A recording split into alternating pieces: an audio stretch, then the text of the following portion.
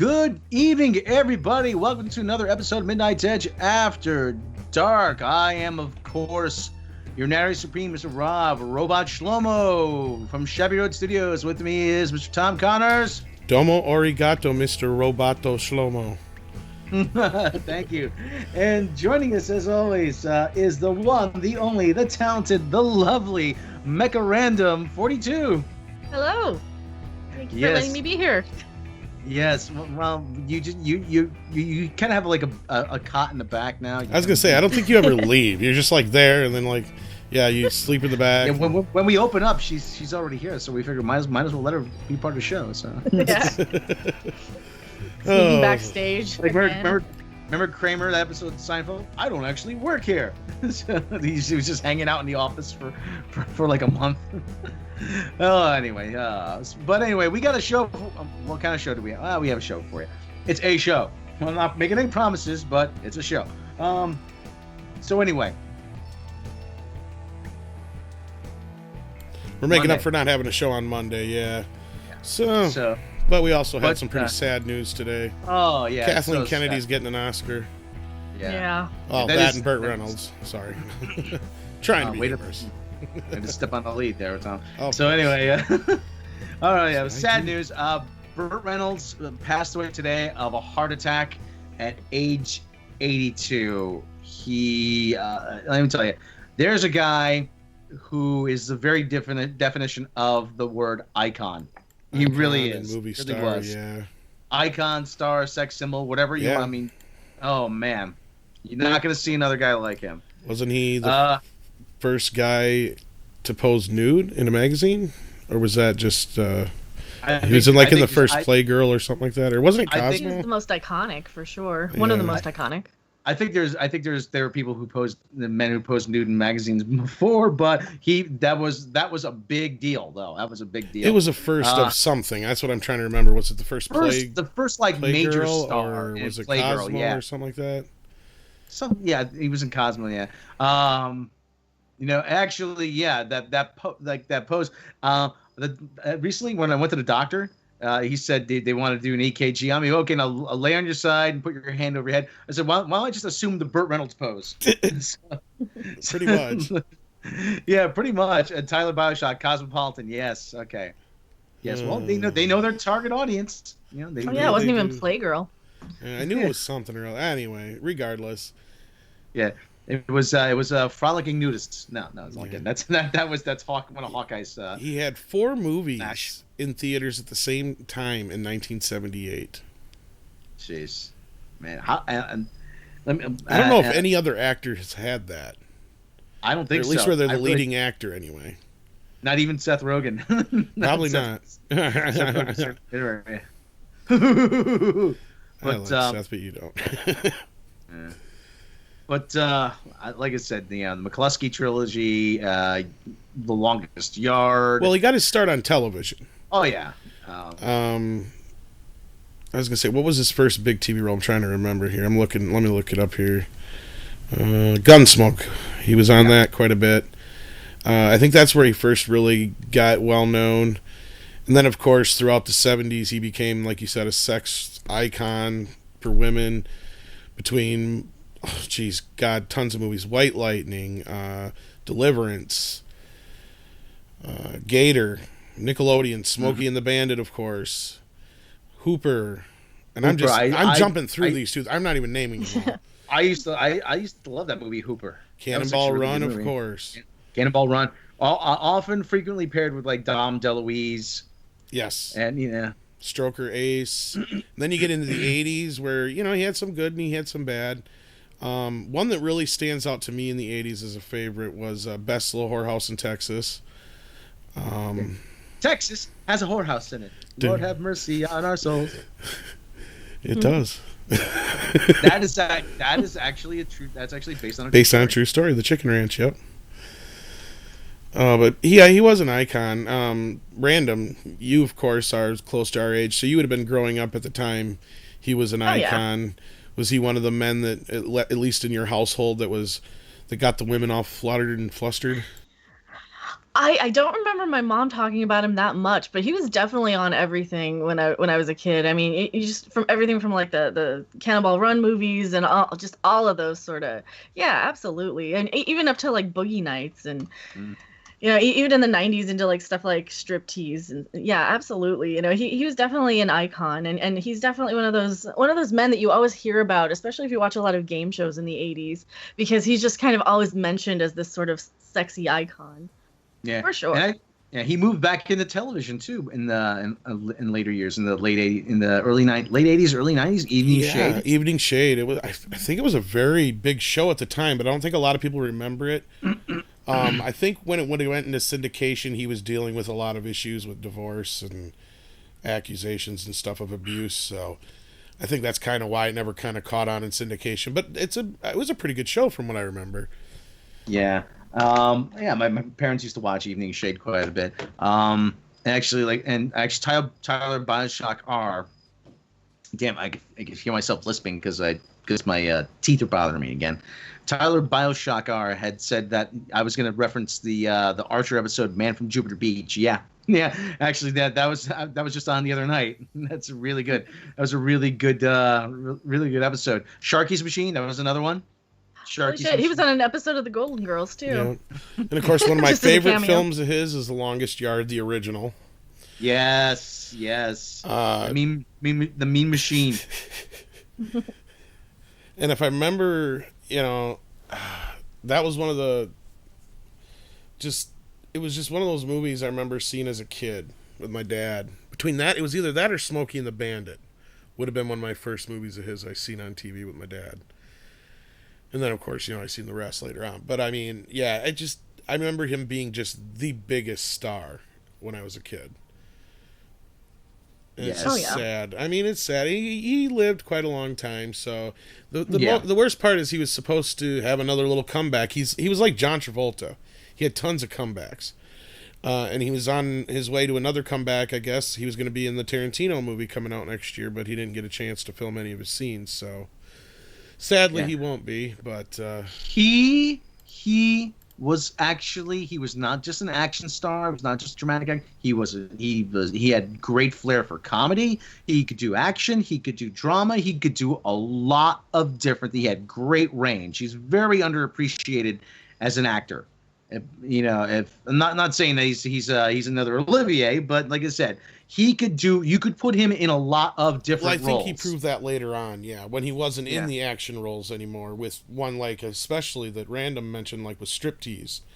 And even though I don't really care for the movie that much, he was great in Boogie Nights.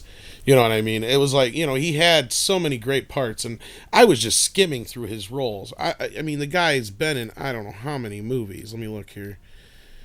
Oh God, he was the mayor in Saints Row the 186 acting credits. That includes his TV credits too, but still, that's just insane. I mean, granted, the last few years of his life, he hasn't done a whole hell of a lot worth mentioning, other than playing himself most of the time. But it's one of those things. I remember he had a pretty big cameo on My Name Is Earl for a few episodes. Stuff like that, but he was credited as having discovered Vegas's Robert Urich. Remember? Yeah, he discovered him, and actually, they did a bit where Robert Urich was playing Burt Reynolds as a character on Saturday Night Live, and he had the mustache, and he goes. He was playing Burt Reynolds through half of the show. Then he went on with the movie talk with Raheem Abdul Muhammad. Let me tell you something, Burt. I don't understand. You got such misleading titles for your movies. Sharky's Machine. There wasn't a shark in the whole movie. Smokey the Bandit. Where was Smokey Robinson? That was a good moment though. Bob, listen to me, Bob. Yes, he was portrayed on. By Norm Macdonald on Jeopardy. I was gonna say Norm Macdonald probably did one of the best impressions of him. Yeah. And that's how actually when you've reached icon status is when somebody else is playing you on SNL. that really is. Yeah. I suppose that's kind of like the equivalent for Weird Al parodying your song if you're a musician. Yeah. Yeah. Pretty much. Yeah, but actually, yeah, Puny God says he was growing up at Cannonball Run, Smokey and the Bandit. Think about it, we don't have any car chase movies anymore. But I mean, I know we have Baby Driver, but the car chase movie was a whole Fast and Furious. The car chase movie was a whole genre, though. See, I'm surprised they didn't have him in those. Yeah, that like have him as a cop or as like the old, any of that. The mechanic, the wise old mechanic. Because even like as bad as the movie was, I mean, it was kind of nice of them to at least have him in Dukes of Hazzard. Considering, I don't know how many of our listeners know, but Dukes of Hazzard was basically the television version of Smokey and the Bandit. Oh yeah. Yeah. Truly inspired by in a lot of ways, yes. Yeah, but like I said, he's reunited now with Jerry Reed. So Bandit and the Snowman back together. And Jackie Gleason gonna get that sumbitch. Yeah, and Dom DeLuise too. I mean, I am in hot pursuit. And like this and. Jackie Gleason, let me tell you, Jackie Gleason, they said he was a miserable old man. I'm like, oh, yeah, fine.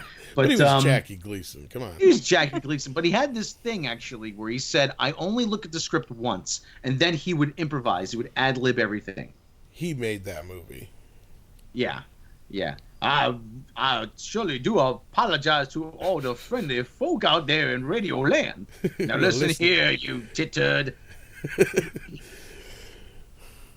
Sure, do the words. FO mean anything to you. I got a 6 cents. I'd rather have a dime. Oh, boy. When I get home, I'm going to punch your mama in the mouth. There ain't no way you come from my loins. So anyway. I'll sit here and do Smoking the Bandit lines all day long. Oh, yeah. It's one of the few movies my kid loves. That's another reason why this is a big deal. Is because the first thing he come out of school today and told me that, I'm like, yeah, I heard. Because he don't watch shit for movies. The only movies he's ever really watched have been Herbie movies, Smokey and the Bandit, and Back to the Future, and that's because they have cars in them. Oh, and Fast and Furious, of course. Herbie? Yeah, because it has a car in it. He was obsessed with cars. So, yeah, as long as it's got a car in it, he'll watch it. So, but that's about it. So, yeah. Yeah, you know what? Actually, speaking of like car chase movies, you ever see Vanishing Point, the original? Yeah, that's actually a great movie. I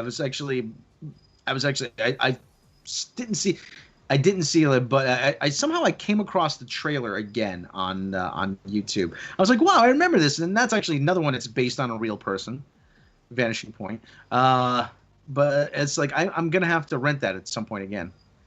But Kowalski, yeah. Then Dodge actually did make the Kowalski Challenger for a little while. The special edition 40th anniversary Kowalski Challenger.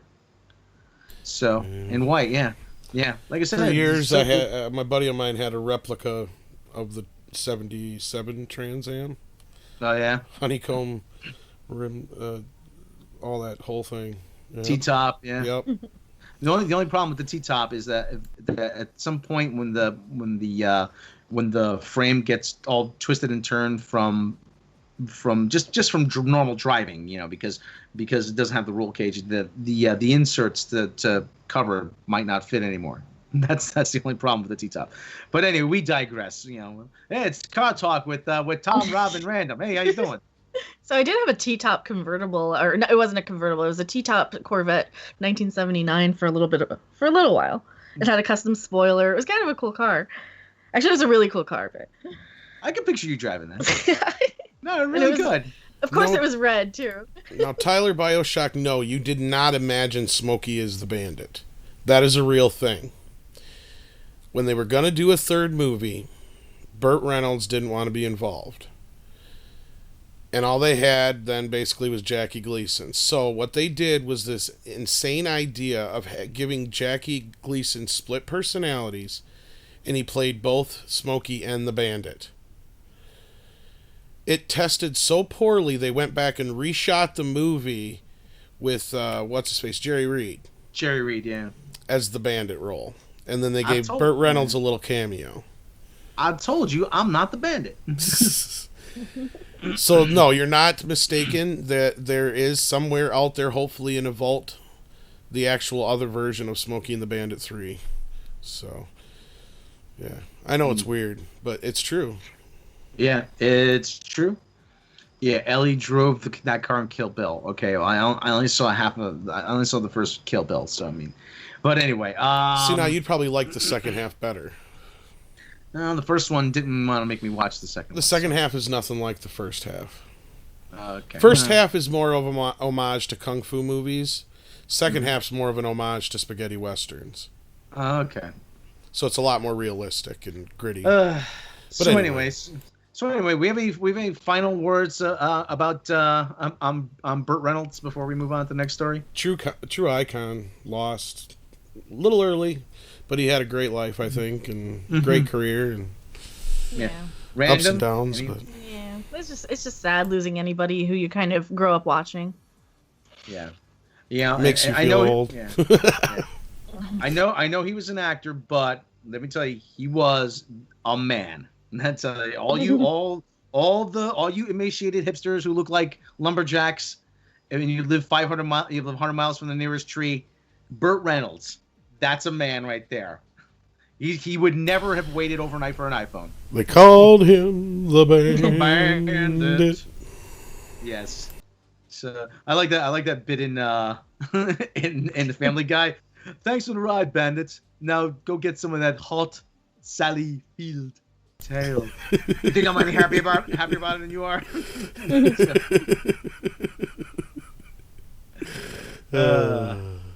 All right. You will be missed. Anyway, you will be missed, Bert. You will be missed. So let's speaking of people who won't be missed. This was the other bad news. We kind of got this last night. We spoke about it a little bit, but I know Random wanted to talk about it a little bit more. You just did a video about it, actually, didn't you? Oh yeah, a little bit of it. But, and that would be why don't you just tell us about it then?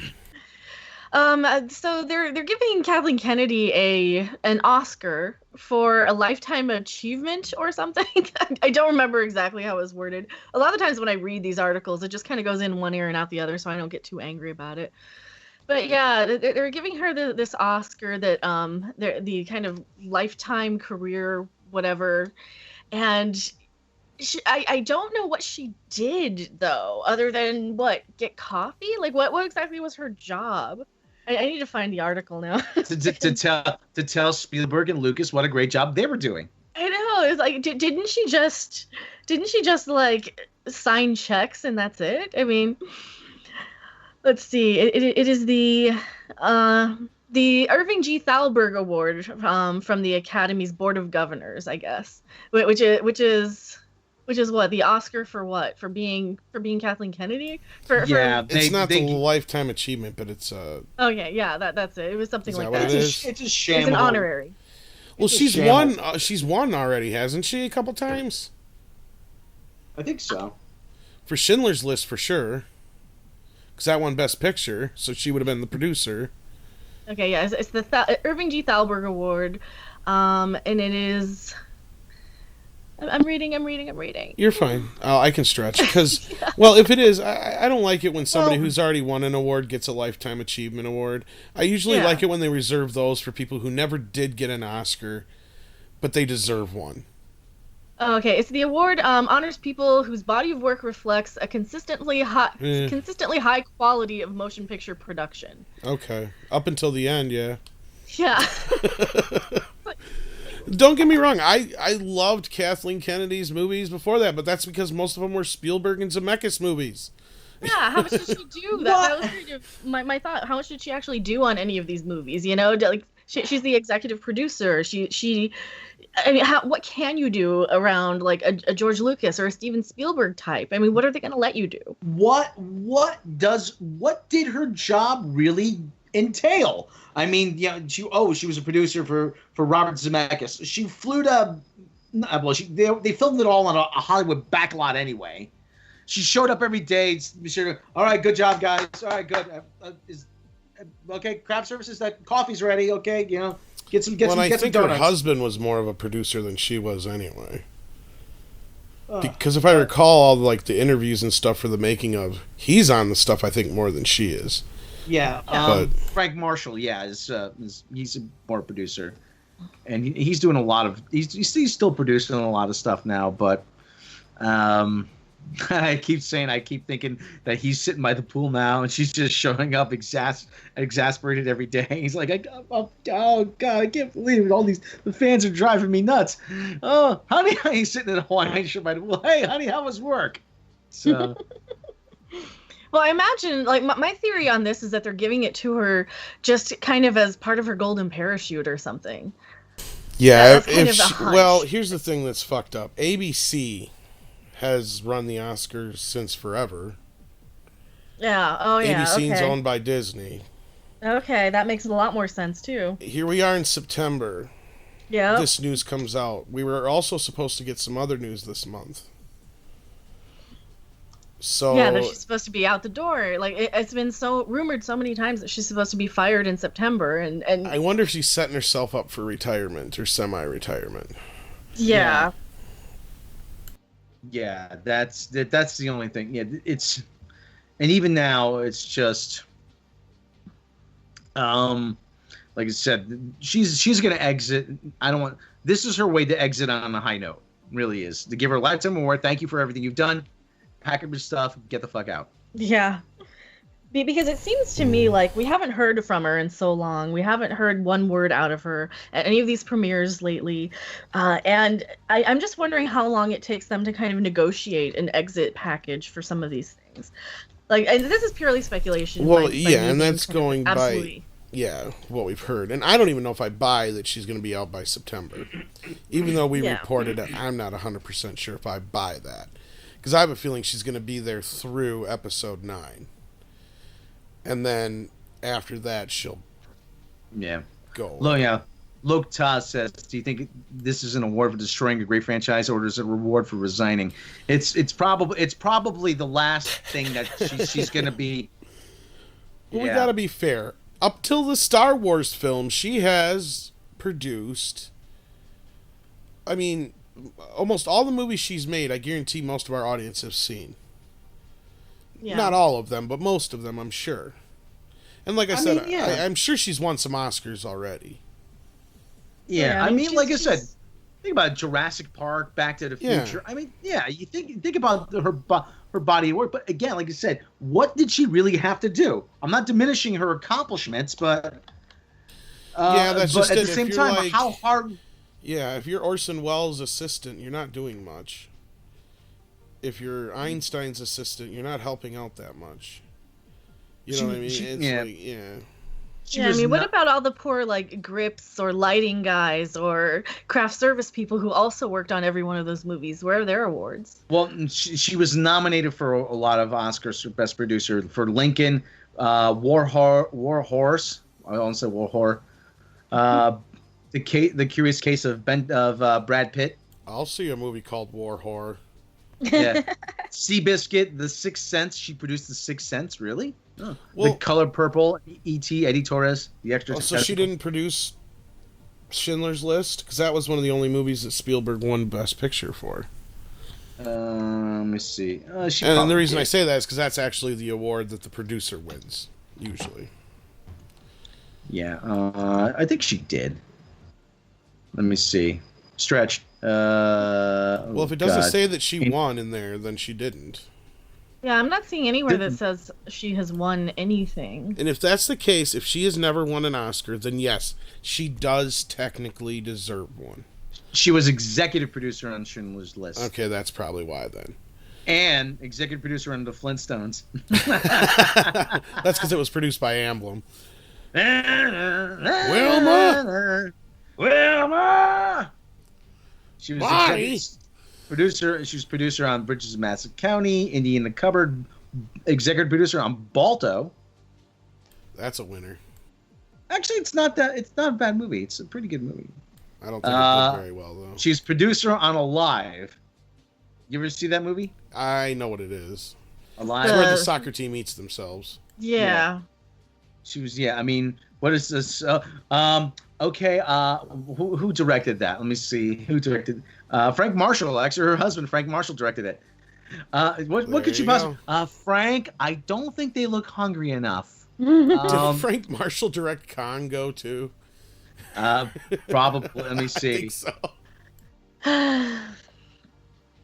Oh, Yeah, the this movie I'm just seems talking a lot about, like right? Who You Know and not what you do, because I mean, at the end of the day, how much does she actually do? That's a good question. Like I said, but if you're producing for Spielberg, what do you really have to do? Oh, she produced Always, Coffee. She produced Coffee and and don't forget. sandwiches. Oh, and like I said, don't forget that one co-writing credit she had. Remember, 1941. Oh God. That's probably why she's never written again. That explains so fucking much with the Star Wars movies now too. That you say that. She was producer on The Adventures of Tintin, or Tantan. Well, however the fuck you. I'm an American. I don't know that's about another this. Spielberg production. Yeah, but she, the whole, listen. Okay, I remember. I wasn't one of the people who was rooting for Tintin to fail. But I said, listen. I said to a lot of people, don't be surprised if it does. Oh, what do you mean? Says because Americans don't know what this is. I knew that. I was gonna say, yeah, it doesn't matter who the fuck made it. Yeah. I kept saying, a lot of people kept saying to me, "Oh, where's the dog?" What do you mean the dog? I'm like, that's Rin Tin Tin. Exactly. But anyway, this is male lassie. Yeah. I don't want. Rin Tin Tin. That was the German Shepherd, wasn't it? Yeah, exactly. K9 before K9, yeah. Yeah. But Rin Tin Tin was actually one of Hollywood's biggest stars for a few years. Yeah, 69 of them. But anyway, so like I said, what does she really matter. Yeah. What did she really have to do for these movies, really? I love this in chat. Gary on Nerdrotic. And hello, Gary from Nerdrotic. Hey. It's all Who You Know and Who You ... I can fill in the blank. It's Who You Blow, right? I didn't say that. The only story I've ever really heard that she did anything. I mean, and don't get me wrong, she probably did anything that any producer would do on a lot of these movies, or executive producer. A whole lot of nothing. Because unless you're the line producer, you're not really doing much. You know what I mean? Yeah, you're just kind of sitting in an office writing checks, right? Basically. Or executive producer can mean a lot of different things. It can mean you put a phone call together that put the movie star on the phone with the director. People have gotten executive producer credits for that. You know what I mean? But in this case, she's on every one of Spielberg's movies. She's on almost every one of Zemeckis' movies, and so on and so on. Because she runs Amblin and all that kind of stuff too. Back in the day, she was part of that. And granted, she does deserve an Oscar. She's done a lot. She's paid her dues. What she's done to Star Wars has nothing to do with the rest of her career. But Rob's not wrong, and you're not wrong. What did she really do? I don't know how much she really facilitated of anything. The only story, which I started on and never finished, the only story I've ever heard of her really doing anything on any set was she put Spielberg in his place on E.T. when he was being too rough on the crew, I guess. Was a story I heard. That's the only time I've ever heard anything about her, to be honest. Other than, I've heard she was a pain in the ass to work with on Jurassic Park 3, but I can't verify that. So. And you said actually she's probably the reason why Joe Johnston wouldn't direct a Star Wars movie, wouldn't be involved. Yes, because of the whole Jurassic Park 3 incidents, if that shit's true. So, yeah. Well, look at how many directors she's let go or who have said, no, thank you, I'm not going to work with you, too. I mean, I wonder how Well, yeah, it's been nuts. Easy all this shit she's had problems with in Star Wars now. All the movies have had somebody come in or they've turned out to be a disaster. Outside of technically The Force Awakens. Well, which was going to be a hit regardless. And anybody could have directed The Force, or anybody could have produced or directed The Force Awakens. It was a guaranteed hit. You could have had Cheech and Chong make The Force Awakens, and it still would have made $2 billion at the box office because it's a Star Wars sequel. We were waiting for Luke, Leia, and Han, and no matter who made that, and no matter what they did with it, it would have been a success. Hey, Holmes. Okay, when you get the lightsaber, you want to hold it up like that, all right? Hey, man, Okay, I bet you could light the bong with that, man. That's bitchin', man. I'm just a love machine. I'm just a love machine. Hey, Cheech, I would watch man. Look at that. It's even got like exhaust on it, man. Does it, you want my license? Is the license back there on the bumper? No, man, it's a spaceship. I don't think it's got a license, man. Oh, man. Ooh, do you got your license, man? Oh, shit. Hey, man.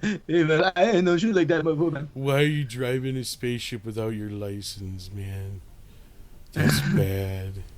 I hope Kylo Ren don't find out, man. You're gonna be in so much trouble. He goes up to the mic in the Death Star. The request line is now open on WKRO radio. Ooh, we're looking for Hardhead. General Snoke, not Smoke. You looking for General Smoke? There ain't no General Smoke I here, got man. some smoke here, man. It's Maui Wowie. Oh, man, Mixed he got with some some Labrador. Labrador. Oh, Labrador. Oh. Yeah, Fucking little droid ate it. Man, what would the droid eat? Why would the droid eat your Labrador, man? Because he ate my weed, man. Oh, he ate your weed.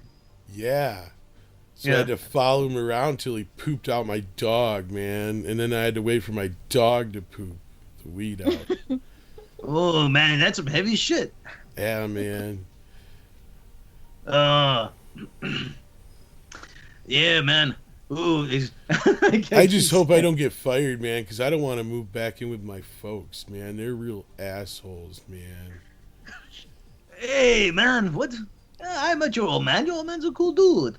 He used to get the chulo and that. Maybe that's why Chewie was eating those porks in The Last Jedi. Hey, his name is no, man. Name's not Chewie. It's Chulo. It's Chulo. Chong is.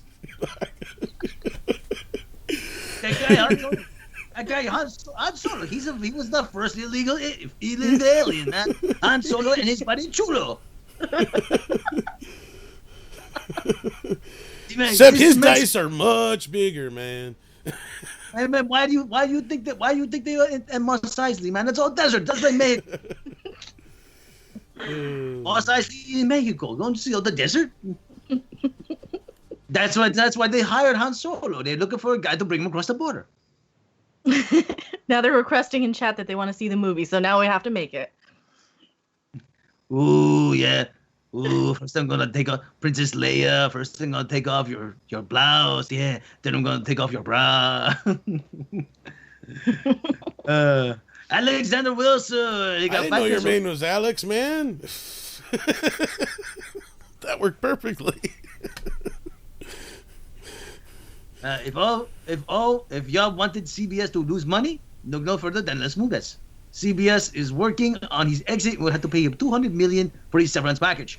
Oh yeah. Yeah, we were going to talk a little bit about that coming up here. Yeah. Les Moonves. Hey, Les Moonves, he could take some time off, take the kid to Magic Mountain.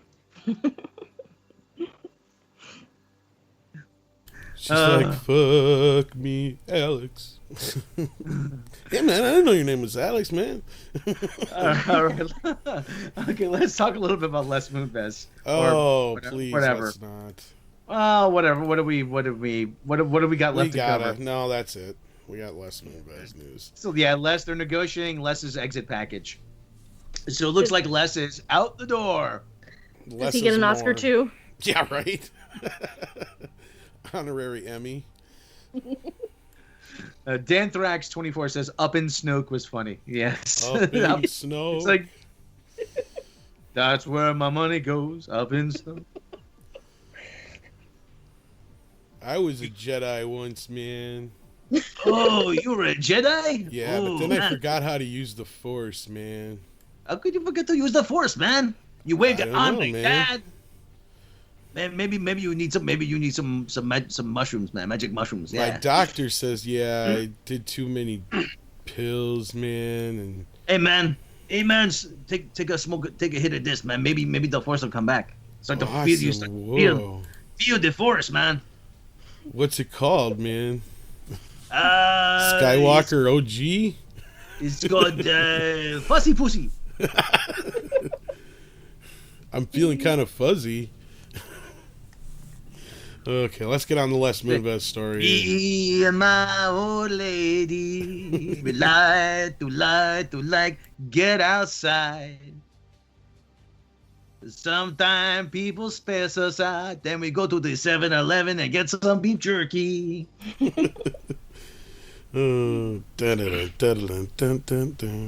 Chorus all red, you mean? All right. Well, Joshua Nystrom wants to know what our thoughts on the rumors regarding the Fantastic Four casting. John Krasinski, Emily Blunt, Andrew Garfield, and John Cena. Do you think they'll show up in Avengers 4? Most likely not, because it's already written and because that the merger is not finished yet. But if you go out and you check out that fan Photoshop of John Krasinski as Reed Richards, just even if you can't make him sign a contract, just Kevin Feige, give him a call. It says, John, we can't put anything on paper right now, but if you want to be Reed Richards, you got the part. just say that. That's all you need to say. If you want it, the part's waiting for you. I used the Force once, man. Then they called the cops on me.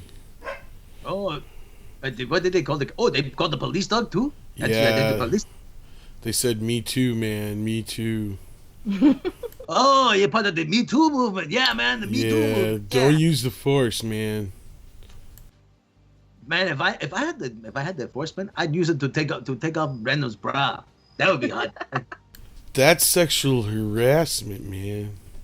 Man, unless she wants you to. Or, how do you know I didn't already take it off? How to say it, maybe she's not wearing you see, if she got no bra on, then it's not sexual harassment. No, you already took it off with your mind, man. Whoa. Man, what kind of shit is that, man? If you're gonna have the Force powers, then you got to use them for something good. Yeah.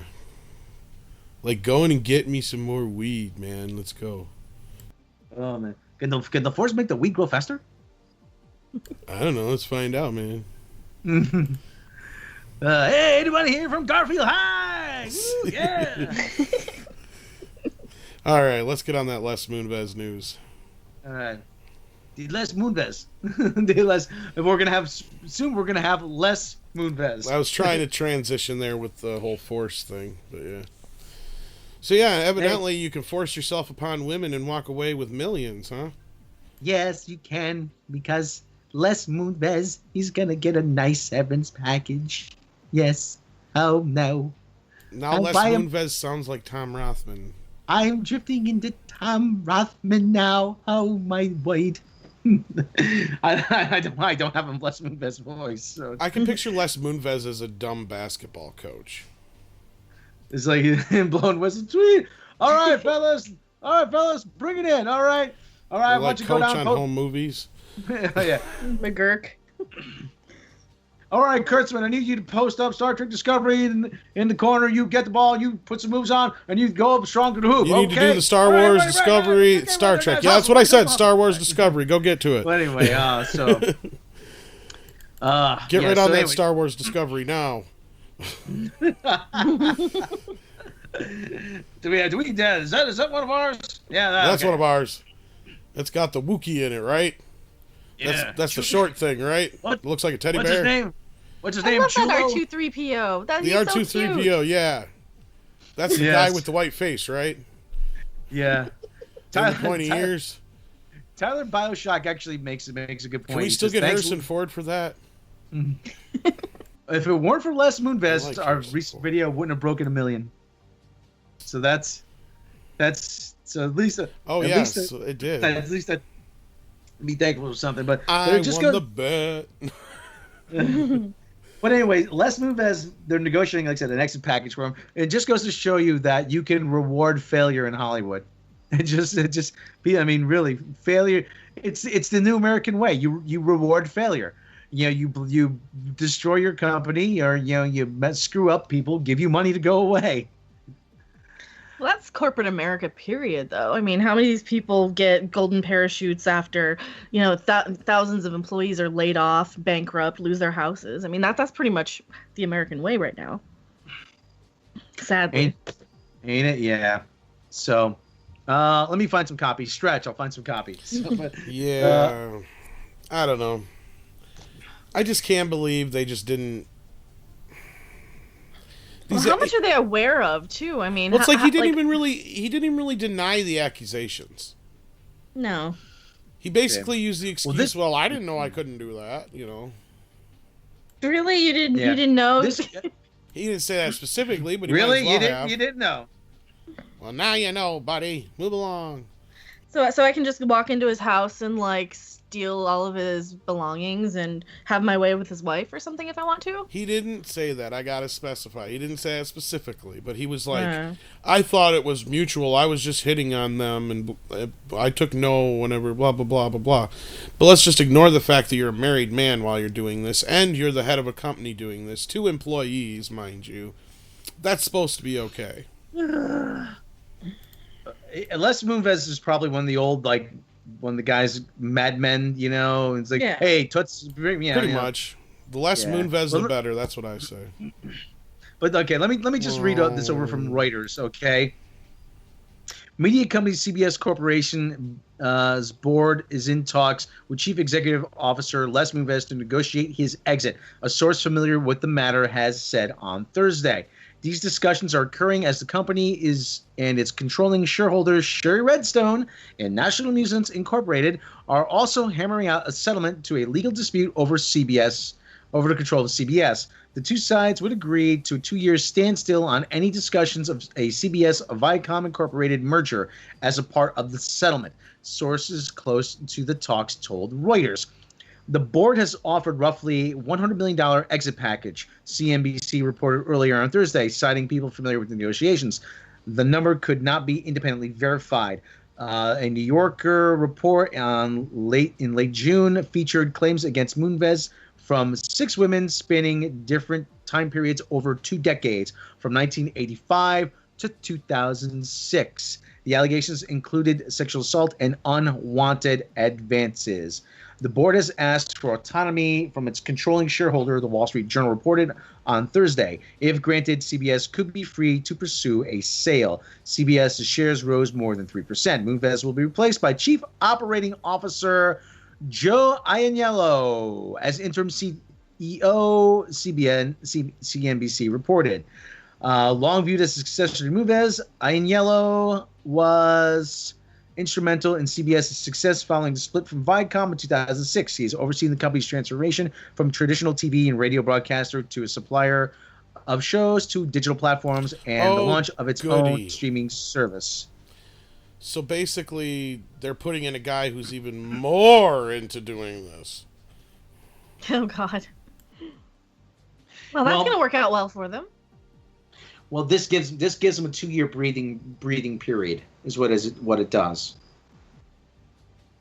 That's what it does. I mean, if Les Moonves goes and it puts a 2-year moratorium on negotiations with Viacom, then anybody who works for the company now can assure themselves of they can pretty much look for other jobs in the meantime. It is. Well, that's my take on it, at least. Alex Klutzman is safe for 2 years, at least. So everything's sort of. Weren't they trying to rush a merger, though? Wasn't that one of the other reports here recently? They were trying to. They were negotiating. They were negotiating a merger, like I said. But if one of the conditions is if Les Moonves is that this gets put on hold. Then again, they, like I said, they pressed the pause button on everything. Which is why they were probably trying to rush a merger. Yeah. Hurry up before Les is out the door. Because last we were reporting they were fighting in court, going back and forth, but then there was this story that just cropped up, and I don't think we reported it, but it said something about they were in negotiations again. And I thought that some of the other cases had been dropped or something to that effect in light of all this Les Moonves business.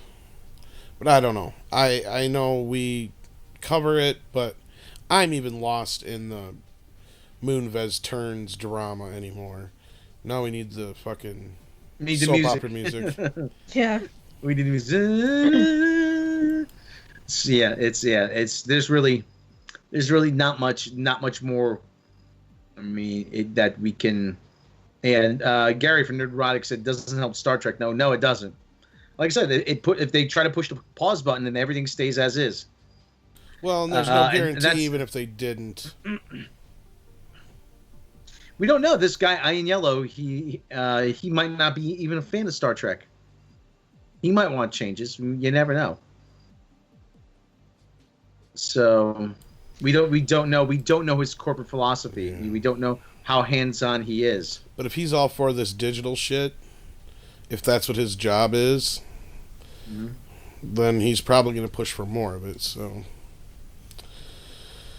either way, well, yeah, it doesn't help Star Trek. Send us some questions. I want something less depressing. Questions, guys. Questions. People already say sound like I'm always depressed. I got to sound worse now. Yeah, but had a bad day. Nice. Yeah, it would be nice. It would be nice. You know what? I'm happy. Woe with me. If Steven Anderson, National Amusement sue over their voting stock, they can lose, thus losing their CBS votes in a potential merger. Yeah. Okay. Tyler, BioShock R. This is mostly for Rob. Ooh, push for me. There was some Bond news last night. Bond 25 is getting delayed, and it appears they are likely to pick S.J. Clarkson to direct, first female director for Bond. Any thoughts? Thought she was directing Star Trek 4. Yeah, well... Gee, does that mean that's off the table now? Let me take a look.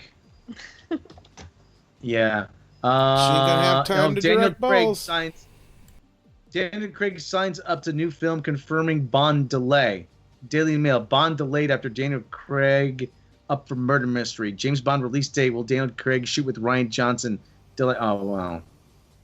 I haven't heard about S.J. Clarkson, so okay, it does look like it's been delayed. Because they were supposed to start filming soon. Let me see. S.J. Clarkson, not Jeremy. Collider, Bond 25 director Jan Demange and just J. Clarkson in the mix. Bond producers consider first woman to director S.J. Clarkson joins shortlist. Well, she's on the shortlist. I don't know who Jan Demange is. The thing I can say about S.J. Clarkson is that she has done something that I like, at the very least. They're considering Bart Layton. Yeah, at least she has some experience and not Gilmore Girls. Jan Demange. He's a British independent filmmaker, it looks like. Let me see. But he's French, but he does a lot of... Approaches were made to Edgar Wright and Sharp Objects filmmaker Jean-Marc Vallée. Let me take a look at Jan Demange's IMDb page. A lot of British television. Okay, Lovecraft Country, White Boy, 71, Top Boy, Criminal Justice, Dead Set, coming up, Man in the Box. So it's Secret Diary of a Call Girl. Short film, Alan and Samir, Headspace, documentary short, Incomplete. If it's incomplete, why is it, why don't just finish it?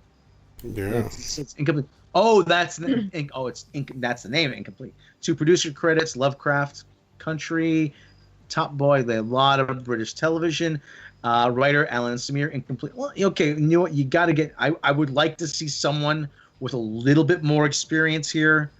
I'm not sure if you want to take a chance on a big franchise like this, unless he has a really good idea.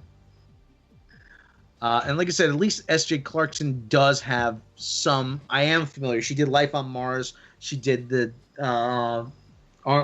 she's done Orange is the New Black. She's done Jessica Jones. So she's done things that I'm familiar with. And she's done an action series, Jessica Jones. So I mean, Okay, you know what? I wouldn't be too averse to that. This guy actually looks like he has a lot more sort of actiony, sort of shoot 'em up sort of movies and TV though. The guy Jan? Yeah. Okay, I'm unfamiliar with that. I'm just kind of glancing at his IMDb here, and like this Top Boy looks very sort of action oriented. 71 looks very kind of action military. Okay. Yeah, White Boy Rick is drug kingpin, teenage drug kingpin. So yeah, I mean he actually might not be too terrible. Looking, I'm on his Wikipedia page. French film director after directing the well-received television series Dead Set in 2008 and Top Boy 2011. He made his directorial film critically acclaimed independent film 71. He got a British Independent Film Award for it. Okay. Born in Paris to a French mother and Algerian father, moved to West London. His brothers to Best Drama Television Award, Channel 4's Top Boy, Gang Cake. Okay. All right, you know what? Okay, it could be worse. Could be a lot worse. And I trust Barbara Broccoli. I really do. Barbara Broccoli is not going to. She's very conservative with the Bond franchise, and she's not going to make a stupid decision. Farpoint Station, thank you for the $2 super chat. I flushed an extra time for my homie Burt Reynolds. Rest in peace. Yeah. Jan Alexander Wilson said Jan Demange is directing Matthew McConaughey's new movie. Okay. Santo Dominus, have you heard about Superman? Yes, Superman 40th anniversary showings. Wow. Wow, really? 40 years. I saw that when I was a kid at the movies. Burn Free Dogs, Axe Wielder. CBS is doing fun. CBS is doing fine. Star Trek is dead. Yeah, CBS is doing fine because they have a lot of affiliates, and they do have a lot of programming. But they have an aging demographic. That's the thing. That's part of the problem. But the audience they're trying to court with Star Trek Discovery doesn't exist. No. Well, yeah. I keep seeing people who are like, Discovery's not that bad. I'm looking forward to season 2. And I keep seeing all these like Discovery kind of sympathizers. And I just wonder, like, did you actually watch this, or are you just somebody that CBS hired? Because if you're saying that Discovery isn't that bad, like, did you actually pay attention? Because no, they didn't pay attention because, as you said, they don't watch television. No. Well, even like older people, like even people who are like, yeah, I've watched every series of Star Trek since the 60s, and it's not that bad. It's not as bad as you make it out to be. I'm like, well, no, it's worse than I make it out to be. I can't squeeze everything wrong with it in like a 10-minute video or something. I don't think they get it. And a lot of people, like, even if they are watching it, they've got to be on their cell phones or on their computers or out in the kitchen making dinner while it's on. They can't be paying attention. Yeah. That or you'll get the shit like, I have to forget about this or look past this. But as long as you don't think of it this way, it's like if you have to play mental gymnastics to enjoy it, then that inherently is the problem. Right there. And the biggest issue is it's not Star Trek. No. Yeah, random. Well, there's kind of a movement out there to take the Star Trek out of Discovery, not even call it STD, just call it Discovery, so we can bring back the disco shirt or disco sucks shirts. They don't even associate it with Star Trek because it's not. It's just you don't not have Star to. Trek. You can just bring them out. Let's do it. Yeah. Just do it. You just sent me the thing about this guy Jan Demange's new movie White Boy Rick with Matthew McConaughey. Yeah, it actually doesn't look too terrible. I mean, I'm not seeing a crap ton of jump cuts. I was looking at the trailer a little bit. Sounds interesting. The story of a teenager, Rick Warsh Jr., who became an undercover informant for the FBI during the 1980s and was ultimately arrested for drug trafficking and sentenced to life in prison. Oh, okay. Like I said, that doesn't sound too... Matthew McConaughey, Jennifer Jason Leigh, Rory Cochrane. It's a very like an independent sort of movie. Anytime I hear Jennifer Jason Leigh, I think of like Oscar bait sort of movies. When I think Jennifer Jason Leigh, I think of Fast Times at Ridgemont High. Fast Times at Ridgemont High, yeah, that too. Yeah. So, somebody had a good question here about the sex offender who got cut from Predator, who was Shane Black's friend. But really, all I was going to say, I'm sorry I can't drop your name because I can't find the question here, but it probably would have wound up as like a really quick note in the mini documentary, because from what I heard, the part that he played that got cut out wasn't that big of a deal anyway, so I don't even think they would have recast or reshot it. It sounds like, so much more to do about nothing than anything. Bad judgment on Shane Black's part, I guess. So 45 years for Christopher Reeve. Well, I'm a Superman. Yes. That or Olivia Munn needs to learn that people fucking change. One or the other. You want actually? Do you remember that scene in Fast Times at Ridgemont High? She's Phoebe Cates spray painted prick on the side of the guy's car. Actually, she was only like 16 or whatever in that movie too, wasn't she? Yeah, but there's a towing company not too far from where I live, and actually there was a car in there, and somebody actually did spray paint the word cheater on the side of the car. I'm like, oh man, this looks familiar. Yeah, Tyler BioShock. I dug my keys into the side of his pretty little. Sorry. That's all right. Can't sing anymore anyway. We'll get hit. Yeah, you have to do the lounge version. The lounge version. I really wanted to sing the Whorehouse song earlier, but I know we'll get hit probably by Universal Music or whatever. Yeah, Tyler BioShock. Oh, I thought you were going to mention the other Phoebe Cates scene. Well, yeah, of course. Of course, I love that other Phoebe Cates scene. Well, that one goes without saying. That's the Santa iconic. Claus scene in Gremlins? Oh, you mean the one in Fast Time? Never mind. Alexander Wilson. There were a lot of terrible Bond movies. Yeah, but the thing about Bond movies is there's always the hope that the next one will be good. That's the thing. I mean, if I tell people if all it took was one bad movie to put me off of Bond, then I would have stopped at Moonraker. Steven Anderson, I'm not kidding. I think she really was only like 16 when she made that movie.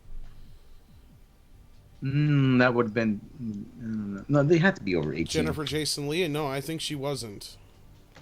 I think she was one of the few that was under 18, or she may have just turned 18, but I can't remember now. Age. They came out, what, 80? 82. 82. She's 56 now. She was born 1962. She was 20. Oh, was she already? Yeah. I thought she was younger than that. Phoebe Cates.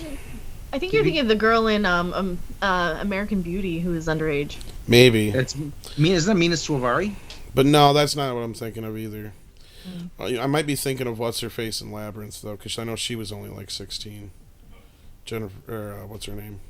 Jennifer Connelly. Yeah.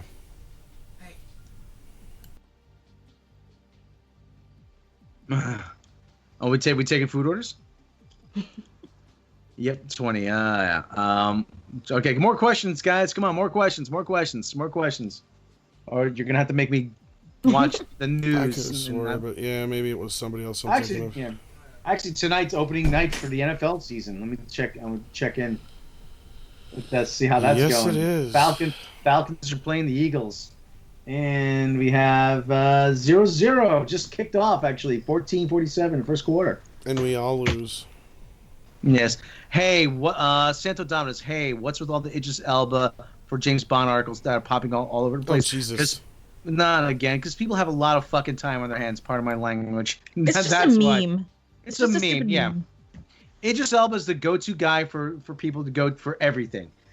Idris Elba should be Batman. Where do I vote? Idris Elba should be Spider-Man. Where do I vote? Idris Elba should play Dorothy Dandridge. Where should I vote? You know. You vote with your wallet and actually go to the movies, you idiots. Don't just send it out on Twitter. But this sends the message that there's support for this. This is because they should do what the fans want. No, they shouldn't. Steven Anderson. P.S. Jennifer Connelly is my secret wife. It's secret from her and her other husband. Oh, jeez. I'm not even going to try to pronounce that. Rob and Tom, do you guys want to do a serious version of Up and Snoke? I'll help you produce that shit. As long as we can get Cheech and Chong, we're good. Do I get credit for the idea? Yeah. I get to be executive producer and get my Oscar for sitting on my ass doing nothing. And produce us coffee. Hey, Holmes. Wow, I love your helmet, man. Oh, you like that, man? I just put the turtle wax on that. Yeah, man. I like the decals. Well, I can picture Snoke berating them. And they're just like verbally abusing him. You foolish mortals! Hey, man, who you calling a fool, man? What, you read Hugh Hefner's garage sale, man? You buy that at Greg? What? How dare you mock me? Oh, man, I can tell you don't get any, man. Because it's easy. Yes, Tyler Bioshock, they do talk to each other. You insolent fools! Hey, man, who you calling insolate? Man, I'm not diabetic, man. I said insolent. You keep your needles to yourself. You know, hey, man. Get diseases. Hey, man, we only do the weed, man. We don't do the horse, man. That shit is maybe bad. A little coke. You only do weed. You don't do like drugs or anything. No, man. Silence! We don't do no drugs, just pills and coke and weed. That's it, man. Silence! You will see the end of your pitiful resistance. Hey, man, what are you talking about the resistance, man? I got your resistance right here, man. Okay? I'm resisting the urge to go to the bathroom, man. Yeah, man, you got like a bathroom around here, man? I had that burrito. That shit is creeping up on me, man. Those go right through you, man. Like Taco Bell. Man, that Taco Bell, that's not a real Mexican food, man. I mean, next time, hey, you got a burger stand in this place, man? I'm getting kind of hungry.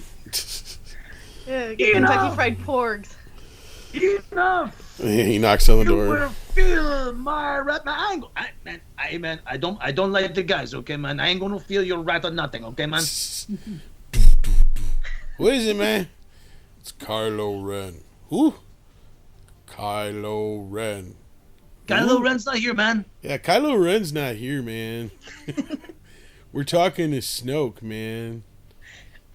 Hey, you man, you want to smoke or something, man? You seem like you really need to chill. You're really uptight. My apprentice shall see to your disposition. Oh, man, okay, man. Listen, man. If you like the little boys, like the priest, man, that's why you got that get up on, man. Okay, that's fine. You keep it over there, man.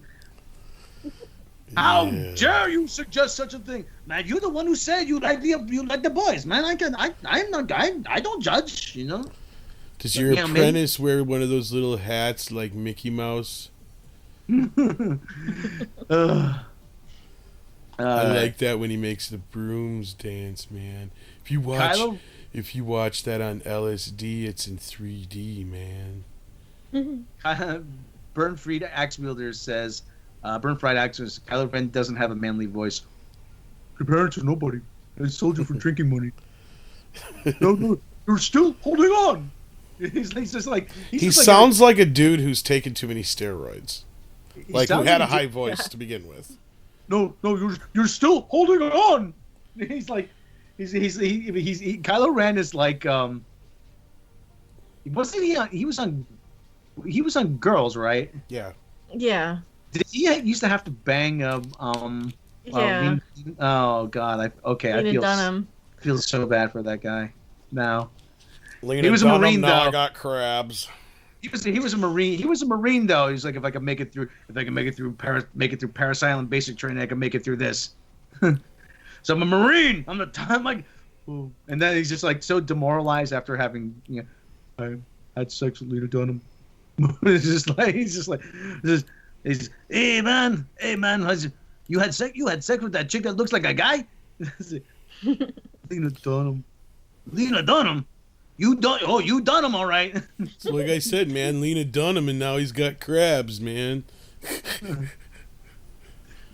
Big ones. Yeah.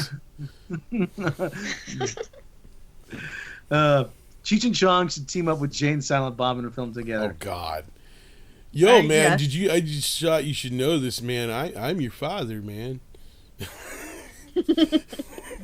Man, how could you not old enough to be his father, man? Yes, I am, man. He's my son. He sells weed and stuff, man. I told you, man, stop jerking off in the ladies' room. Well, that's the only place I can do it, man. It smells in the man's room. Oh, it smelled bad. Yeah, that was the burrito I had last night.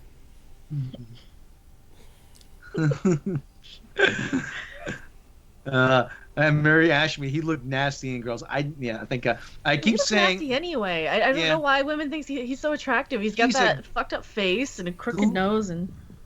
Okay, you know what? Somebody got pissed off at me by saying he was a goofy-looking guy. I'll say he has a very unique look to him. He has a very unique. He's got a unique look. I'll give him that. But I never would have thought he would be in a Star Wars movie. Maybe Gilligan's Island.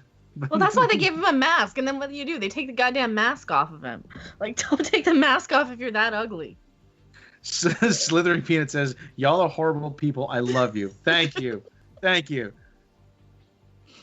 Hey, you got the Han Solo and you got this buddy Chulo.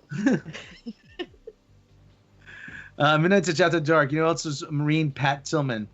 Damn, I hate Nike. Fucking child enslaving sweatshop company, and they make gun crazy whiny bitch the hero.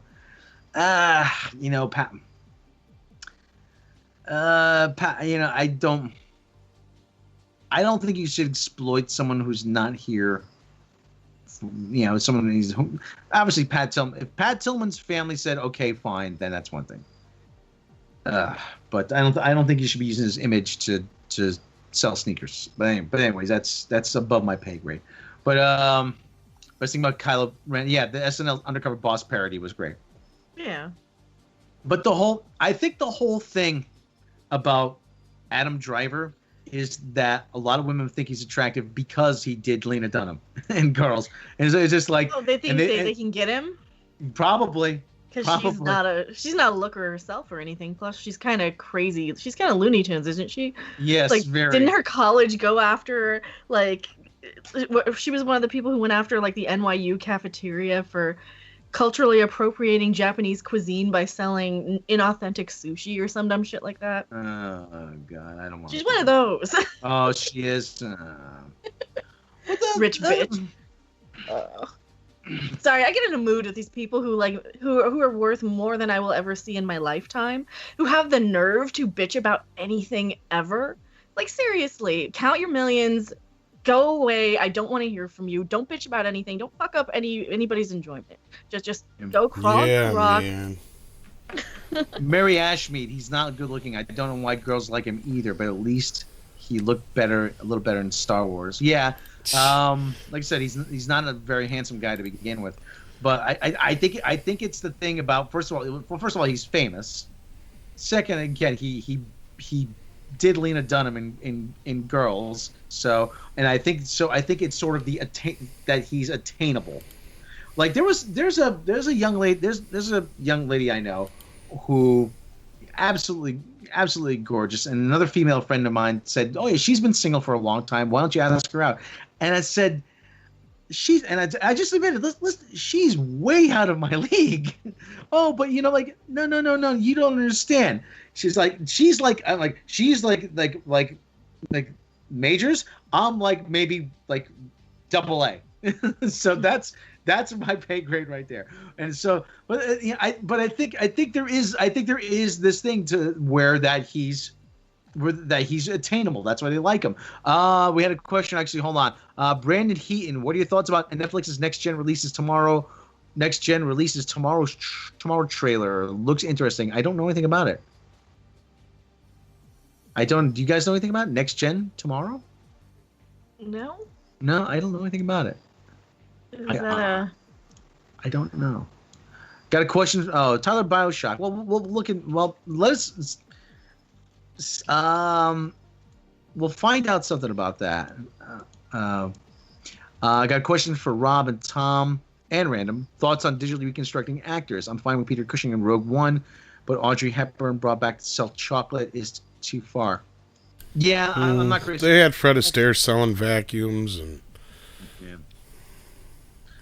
There's actually a commercial for Citroen cars from the UK where John Lennon is saying as they took an old interview of him and they actually had a voice actor. And I'm like, yeah, because John would have said, you know what, they got, John would have drove a Citroen. Rob, do you think the Joker movie will be a hit? No. Did John ever even have his license? Yeah, John got his license at the age of 25. I was going to say, I know most of them didn't have their license when they were in Hamburg and shit like that. And that was the whole thing. They didn't learn how to drive or nothing like that because they got famous. It's next gen. Oh, next gen official trailer. Oh, wait a minute. This looks. What the heck is this? Random. Thank you for looking into that. Yeah, it looks like it looks a lot like Big Hero 6 to me, but I am not the target demographic for these at all. But yeah. It looks like an animated TV series. A friendship with a top-secret robot turns a lonely girl's life into a thrilling adventure as they take on bullies, evil bots, and a scheming madman. So it's about a girl and her vibrator? Giggity. Yes. Except, no, it's for kids, though. So. Oh, a vibrator for kids? That's a whole other... Oh, well, you mean the show. Never mind. Yeah. Yeah, this is like a trailer it's a Netflix show. It looks very it looks pretty good, actually. It looks like Big Hero 6 a little bit to me, is what it reminds me of. I like Big Hero 6. That was pretty good. This actually looks very good.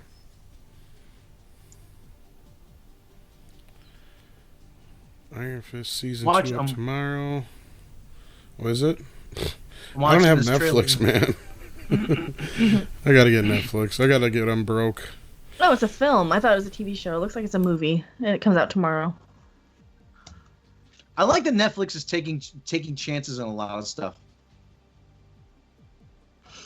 Yeah, I gotta resubscribe to Netflix. Oh, that's Stephen Cross too, in the role of a professor. Is the skipper there too? Yeah, somebody else says reminds me of Big Hero 6. That's exactly what I said. I Robot Big Hero 6 edition. Everybody says Big Hero 6 in the comments. Big Wally 6. I love the comments on some of these videos sometimes. Yeah, so they have a trailer. I guess it dropped a couple of months ago, but the show or the movie looks like it's coming out tomorrow. Ooh, is this a Castlevania trailer? Oh, that's actually... Yeah, that actually looks pretty... This actually... Next gen, this looks pretty good, actually.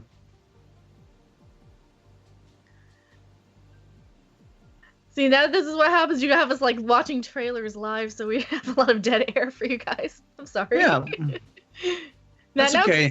Set me on a tangent looking at the new Castlevania trailer, which I'm actually interested in. Dynamo 75, are you ready for the new remake of He-Man movie, even though we might not see Skeletor in this one? That's if it even gets made. If they don't start here pretty soon, it's not going to be done in time. I'm sorry. No, I was just saying they have to finish it they have to release it by 2019 or they're going to lose the license. Yeah. Lokta. Rob, have you heard of an anime called Konosuba? No, I have not. You could like it. I probably would. I had that last time I was at the Chinese restaurant. So, football game's still 0-0. Boo. Sports Eagles. Ball. Random hates the sports ball. I'm off on the Castlevania 2 trailer right now. I'm seeing a lot of gory vampire Dracula-y stuff, so that looks pretty cool. I'm gonna watch that probably. Brandon Heaton. Oops, go ahead. Sorry, Brandon. Oh, you're Brandon Heaton. Yeah, when do you think Peanuts movie will get a sequel? Didn't Hopefully they just soon. get bought by somebody? I think they got. Yeah, we were just reported on that a while back. Yeah, because Fox released the last movie, but then right afterwards they got sold. So I'm assuming whoever has control of them now wouldn't necessarily be a straight sequel, I doubt. The Peanuts brand, the licensing company, Iconics Brand Group, sold its majority stake in Peanuts Worldwide LLC, which controls Cartoon and Snoopy, to DHX Media for $345 million. I was gonna say, I know we reported on it a while back. Who the heck is DHX Media? I've heard of them. Blue Cat wants to know opinions on Happy Murders. I did get to see Happy Time Murders. I actually thought it was pretty good. I don't know why everybody's being so hard on it. Yeah, it's not great, but I thought it was pretty funny. And it's even got Melissa McCarthy in it, and that's saying a lot. So, I thought it was pretty good. Okay, DHX Media. Yeah, They're a Mega Canadian Man? company. I don't know. Yeah, DHX Media, Global Children. Yeah. They have Teletubbies, Snoopy, Mega Man, and something I don't recognize. Well, at the very least, it's a at the very least, it looks like they have things that kids like and they care about children's programming. That this is their wheelhouse. So, Yeah, but if Teletubbies, they ain't Strawberry got Shortcake, gummy, I don't give a shit. Massive Monster Mayhem. That was kind of cool. You're gonna have to say that again, Rob. I didn't mean to It step does on look you. kind of cool. That's all right. Massive Monster Mayhem, Strawberry Shortcake, Twirly Woos, Mega Man, and they just acquired Peanuts. Yeah, they just acquired Peanuts. 94 key facts. 94% brand awareness. Did they spend peanuts on it? $345 million. Damn. But Well, Peanuts. I'd rather see it in the hands of a company like this than Warner Disney? Brothers. Warner Brothers? Yeah. I don't think Warner Brothers would be so bad, but... Oh, Sony. Oh, God. The Fox movie was bad enough. That was like a greatest hits album. Yeah. So okay. Peanuts has a new owner. So okay. Well, let's see what happens. Happy Time Murders was Brian Henson's midlife crisis, probably. I didn't think it was as bad as the critics are making it out to be. Sam Lucas, if you haven't seen Voltron Legendary Defender, see it. It is well worth your time. What about Mighty Orbots? The first few episodes of Voltron Legendary Defender are really great. They set up the whole series really well. They find the lines. Good kitty. It is really good. Have you guys seen it? Any of it? Mm-mm. No, it's actually like I said, yeah, it's actually really really good. So I was like, when I saw the trailer, I'm like, how did I not know about this? Question for you guys: what are your thoughts on Article 13 in the EU? Is that about the copyright thing? Article 13? It's not going to affect us much, I don't think, because we try not to use a lot of copyrighted stuff.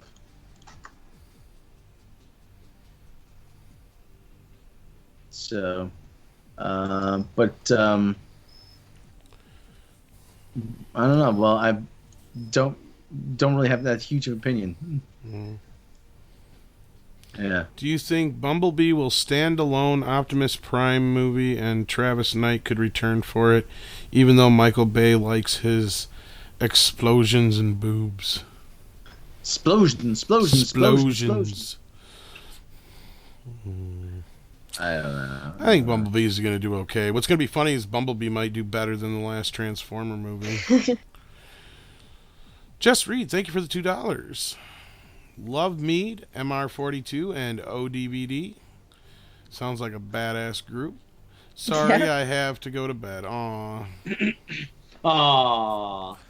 Jess Reed, are you in the he's located in the UK or something, is he? Not sure, yeah. Australia, we love you. Amen. Correct you. Goes, is your name not Bruce? No, it's Michael. That's going to cause a bit of confusion. Why have I call you Bruce to keep it straight? Zatheriel says, I saw an article today talking about Mattel creating a studio to develop movies, including He-Man. Had you heard anything? Yes. We heard that, but as far as we know, Sony has until the end of 2019 to make that movie. If they Yes. Yeah, I saw the news. Yeah, let me go look it up actually while you stretch.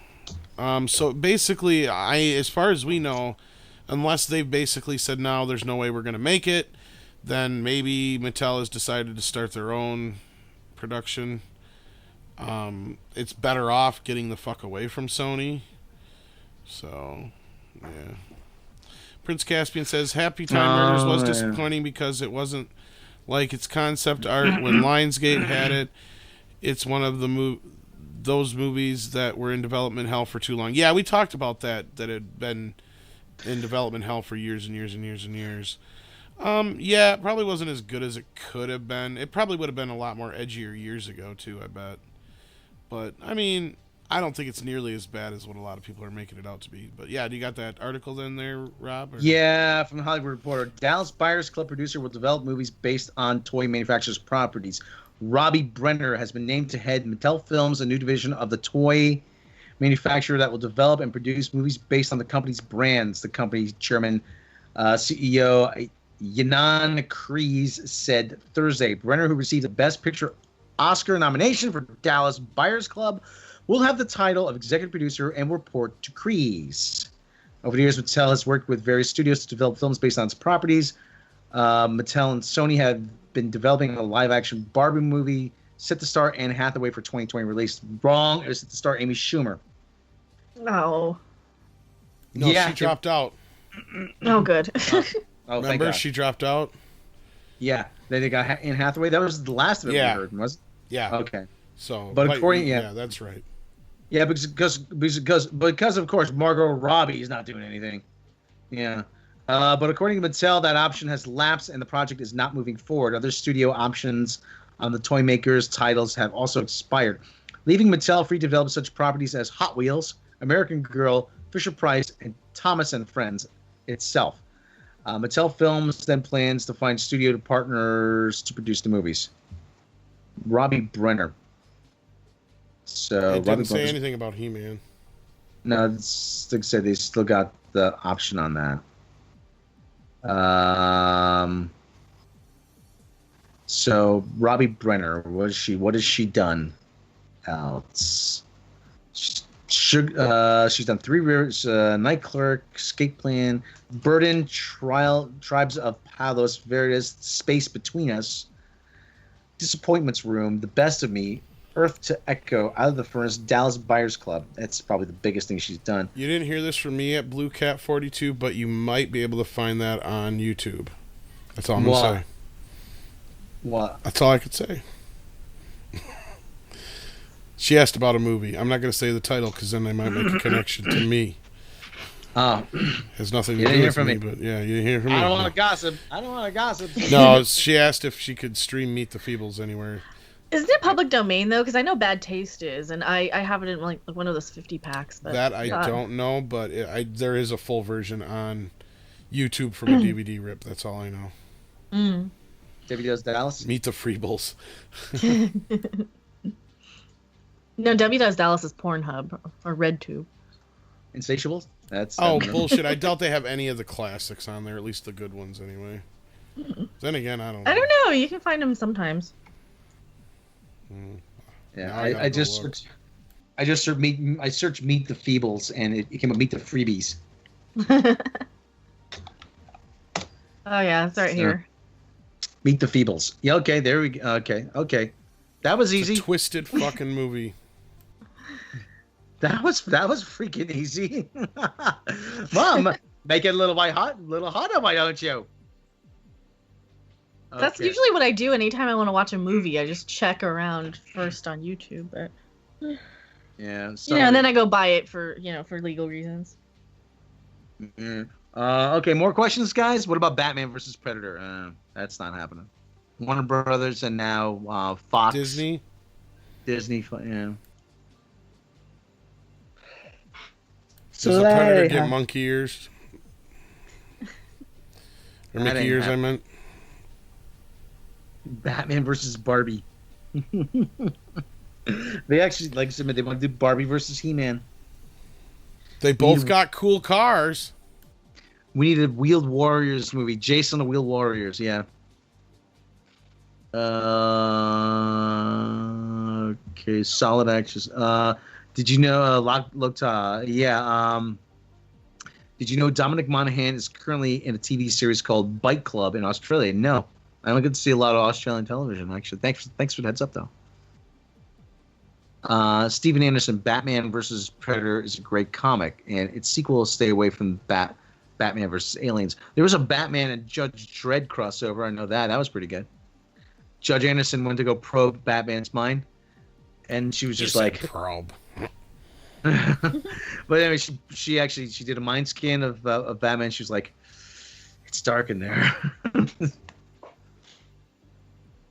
So, I'm a Barbie girl. That was one of the problems actually I had with the Dredd movie, because I always pictured the way they portrayed Judge Anderson in the comic was she was closer to like 30, 28, 29, 30.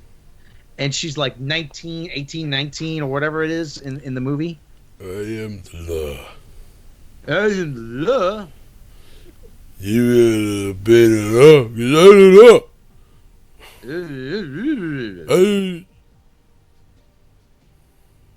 So anyway, Punisher versus Predator would be just Predator. Yeah, pretty much.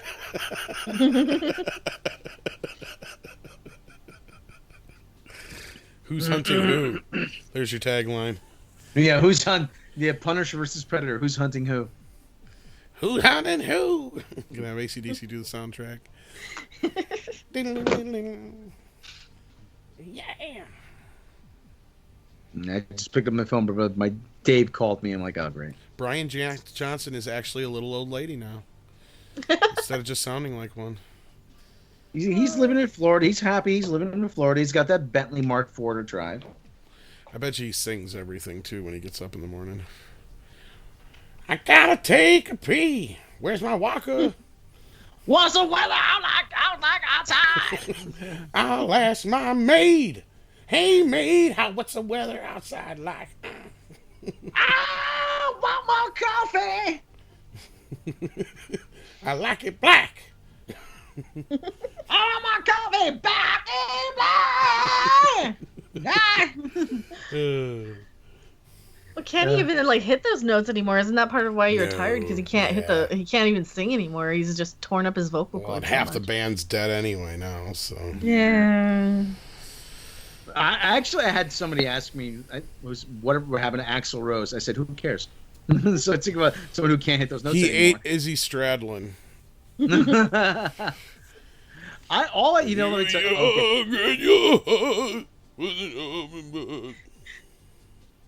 the original guys back together not too long ago. Yeah, they did, except for Izzy, I think it was. All I ever heard was, "Oh, Axl Rose has a great voice. Axl Rose has a great voice. Axl Rose has a great voice." And then whenever I heard him saying, it was,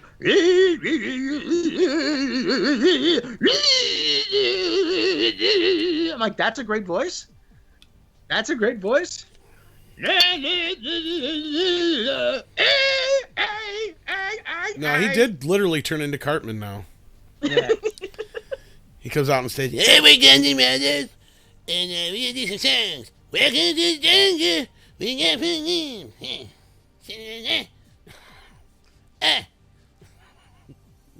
fuck you. Loke Ta, any news about the Dune movie? Heard there's some casting. Yeah, we talked about that actually. Yeah, I think yesterday or something like that. I forgot who it was. Yeah. Yeah. Rebecca Ferguson. Yeah. She's in talks to be in Denis Villeneuve's Dune. Denis, not Dennis. Denis.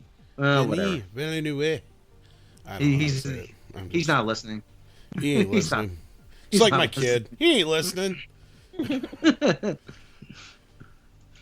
This is like I totally want to go into like it's a Howard had on a bunch of girls who said, yeah, a bunch of models. Okay, pretend I'm James Bond. I got away from Mr. Spy. Now you tell me James the coast is clear. James the coast is clear. take down your knickers. That's all he kept saying. Take down your knickers. Oh God, you had to be there, I guess. I believe like Rebecca Ferguson, an interview with Midnight's Edge. So I'm talks to be doing. Shut up and take your top off. No, all right, then get out. Random, what's so funny?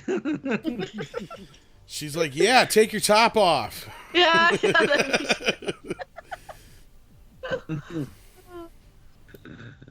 That was the funniest line in Dumb and Dumber 2. Show us your boobs. Yeah, both of them. Same joke in Porky's, remember? You want to see him? Yeah. 2. Yeah, let me see both of them. She wants $2, you idiot. Where's Eric my Clapton's... $2? Everything goes back to the Better Off Dead. Yeah, Eric Clapton sounds like Herbert the Pervert from Family Guy on the White Room song. In a white room with black curtains. It's actually not Eric Clapton singing. With Chris Griffin. Yeah, it's Jack Bruce, yeah. I saw Jack Bruce with Ringo's band. Bruce? We're down to the crossroads. I was never a big Eric Clapton fan. Never a big Eric Clapton fan. And people say, "No, you're not a fan of Eric Clapton." No, I'm not a fan of Eric Clapton, man. I don't know. Well, no, I liked all the original artists that he was covering. It's late in the evening. Yeah, I'm talking like more like, like Cocaine and all those sort of songs. Cocaine. He covered so many blues songs, you know. Lost my house, lost my car, lost my job, then cocaine. Well, at least he actually redid the songs instead of ripping them off like other bands. Yeah, that's true. Because I know some of our fans like him, so I'm not going to mention names. Yeah. Prince Caspian, the Slasherverse. Okay. The Slasherverse. Yeah. time. Graham Strauss, Dune is really just much better. Oh, that's not totally out of the realm of possibility if Legendary gets their hands on Texas Chainsaw Massacre rights. Yeah. Because they have a deal with Warner Brothers, which is where Jason and Freddy reside. So, hey, yeah, it's a possibility. Did you watch Beware of Mr. Baker? No, I did not. No, cocaine, no, cocaine, yeah. Recipes, Burt Reynolds. Cocaine is a ripoff of the song Spooky. Love is kind of crazy with a spooky little girl like you. That one? Actually, no, because I think Cocaine goes back to like, it's not Muddy Waters. Cocaine goes back to like, not John Lee Hooker, maybe. It's one of those old blues guys. And yeah. God, off the top of my head, I can't think of it. But remember that bit in the Ruddles? It goes the blues. You know, black music sung by white musicians. I don't like Eric Clapton because he shot the sheriff. Bob Marley. Yeah. But he didn't shoot the deputy. No. He had the decency not to do that. Freddy versus Jason. It wasn't self-defense. Freddy. Okay, I'll stop. Burn, Fried, Axe Wielder. Okay, Stephen Anderson. Yes, that one. Okay. This song makes me better kiss, making fun again. Mary Ashmead. His guitar playing is epic, though, especially in Cream. Okay. RVL 480 Van. Will there be a sequel to the game Alien Isolation? I have no idea. I haven't followed that. J.J. Cale wrote Cocaine. Was I had to look it up. On cocaine when he wrote it? Probably. Most of those blues guys were. Or heroin. Like Spoonful was a flat out heroin song, but that's more Eric Clapton. Wayne's World, dun, dun, party all the time in Wayne's World. Dun, dun. You'll laugh, you'll cry, you'll hurl in Wayne's World.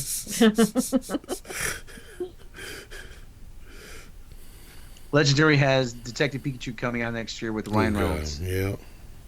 All right. No, we've been at this for 2 hours almost. Wow.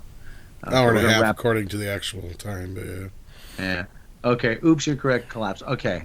More questions, guys. Castlevania? What about... Yes, Castlevania. What about it?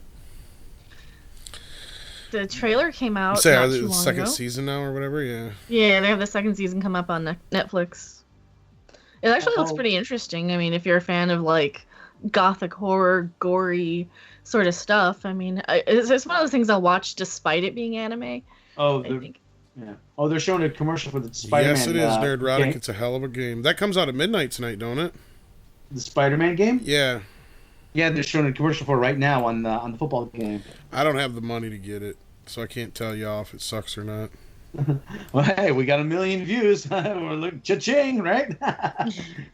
Oh yeah, we'll get like $20. No, we'll get a little more than that probably. But well, that part I can't say. Yeah, it's hard to say. I had a video that had 20,000 views and made 92 cents.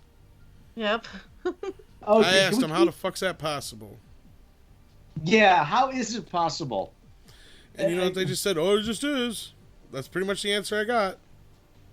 Because it wasn't advertiser friendly or something. And I come back, I'm like, I got videos that got 12 views that made more than that. It's like, I only make money off of Super Chat. I never make anything off of ad revenue. Any more of the ad revenue's gone to shit. Yeah. Tyler Bioshock, did you ever watch the first film version of Bond? 58 TV version of Casino Royale. Starring Barry Nelson, yeah. Jimmy Bond. I've seen parts of it. It's not very good. But okay, Nerdrotic. Gary, Nerdrotic. Okay, if you want to chime in, is it like I keep saying? Is it just me? Like now that we had one video that hit 1 million views, maybe things they'll start. Okay, maybe we can't squash these guys. But it just seems like they're not. I don't think they're capping channel growth, but they're trying to make it. Our video about the lawsuit has been getting not as good views. See, that's the weird thing, and neither is Doomcox. Mm-hmm. Well, do you guys have them tagged right? Do you have like the hashtags and et cetera, et cetera? Well, yeah. Thank Gary with the 10. Gary from Nerdrotic. Thanks for the $10. Spider-Man fund. Spider-Man fun. That's a start. That's a start. Hey, I could play the original on an you emulator. Gotta get a new system, yeah. I could play the original on an emulator, the PS1 version. That was actually a great game. That PS1 version. Yeah, one of the few times they actually did Spider-Man right with the wall crawling. But they would. If you stuck to the ceiling was transparent and you could see down through the ceiling. It was like you're looking through a pane of glass. I'm like, oh, this is awesome. They used the Tony Hawk game engine, but what you're saying, I mean, this whole thing about they make it. They're not like I said. I don't think they're trying to squash channel growth, but they're making it as difficult as possible, so that you don't become the next PewDiePie or Logan Paul or whatever. Yeah. Yeah. So they want and they YouTube preferred. Yeah, YouTube preferred, which is bullshit because they take 40% of your ad revenue, don't they? It's 30, but yeah. Oh no, the ad revenue they take more of than like Super Chats for sure. It's like half or something. If you're YouTube preferred, then you actually get their attention and you're part of their shenanigans. Okay, what does YouTube preferred entail though? I mean. Well, you get like a verified check mark, and you can actually email them and say, "Hey, you demonetized my video. What's up with that?" I think you actually basically like have a liaison who, like Random just said, my video got demonetized. What the fuck? Oh, we'll take care of that right away, sir. As opposed to the rest of us who got to wait forever. Get a no. And here's the operative question: what does that cost? Your soul. Yeah.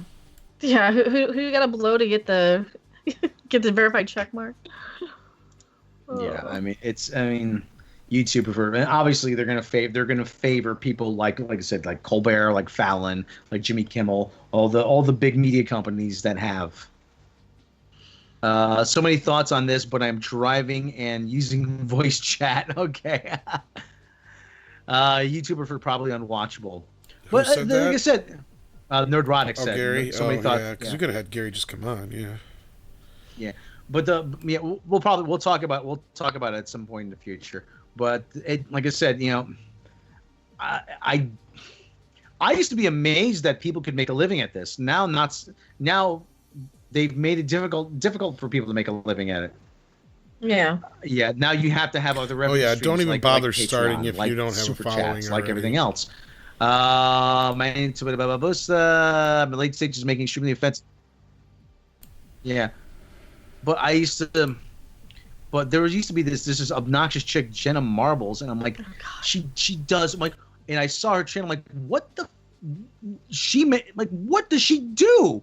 She just talks about crap. Like, yeah. There was one girl that somebody ended up in my recommended list, and she was like a friend of another YouTuber who does like Skyrim mods, and she just kind of rambled about nothing for 20 minutes on this video before she even got to the thing that she was talking about. And she's just basically there talking about like, oh, and here I got my nails done, and this is what my boyfriend said about me, and here's something that happened on my cell phone today. Oh, and now back to the content of the actual video. And I'm like, I do not want to watch this girl.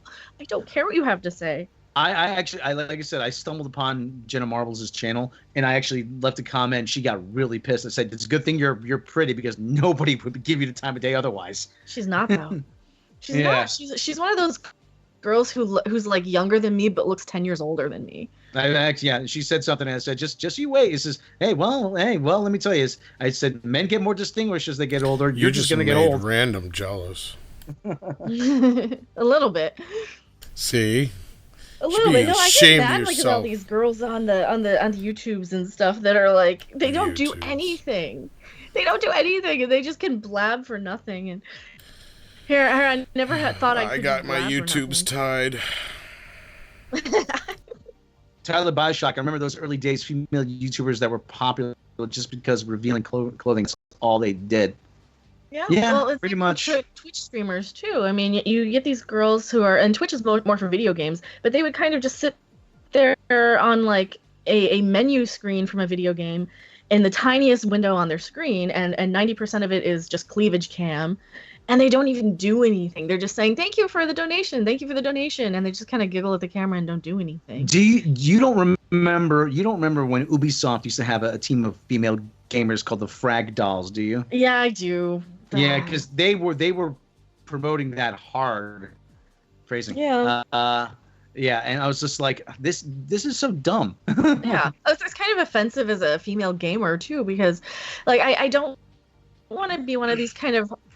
I don't want to be in the kind of pretty cam girl gamer sort of camp, nor do I want to be in the kind of angry lesbian sort of gamer camp either. And there's not like an in between. There's not like a just. There's not just like a cute gamer girl who actually knows a little bit about something she's playing or is funny, or they don't have like that sort of market. You know how much of a game person I'm not? When you said Frag Doll, all I could think about was Frankie Valli in the Four Seasons. That's how much of a gamer I am. Well, that's Rag Doll living in a movie. Yeah.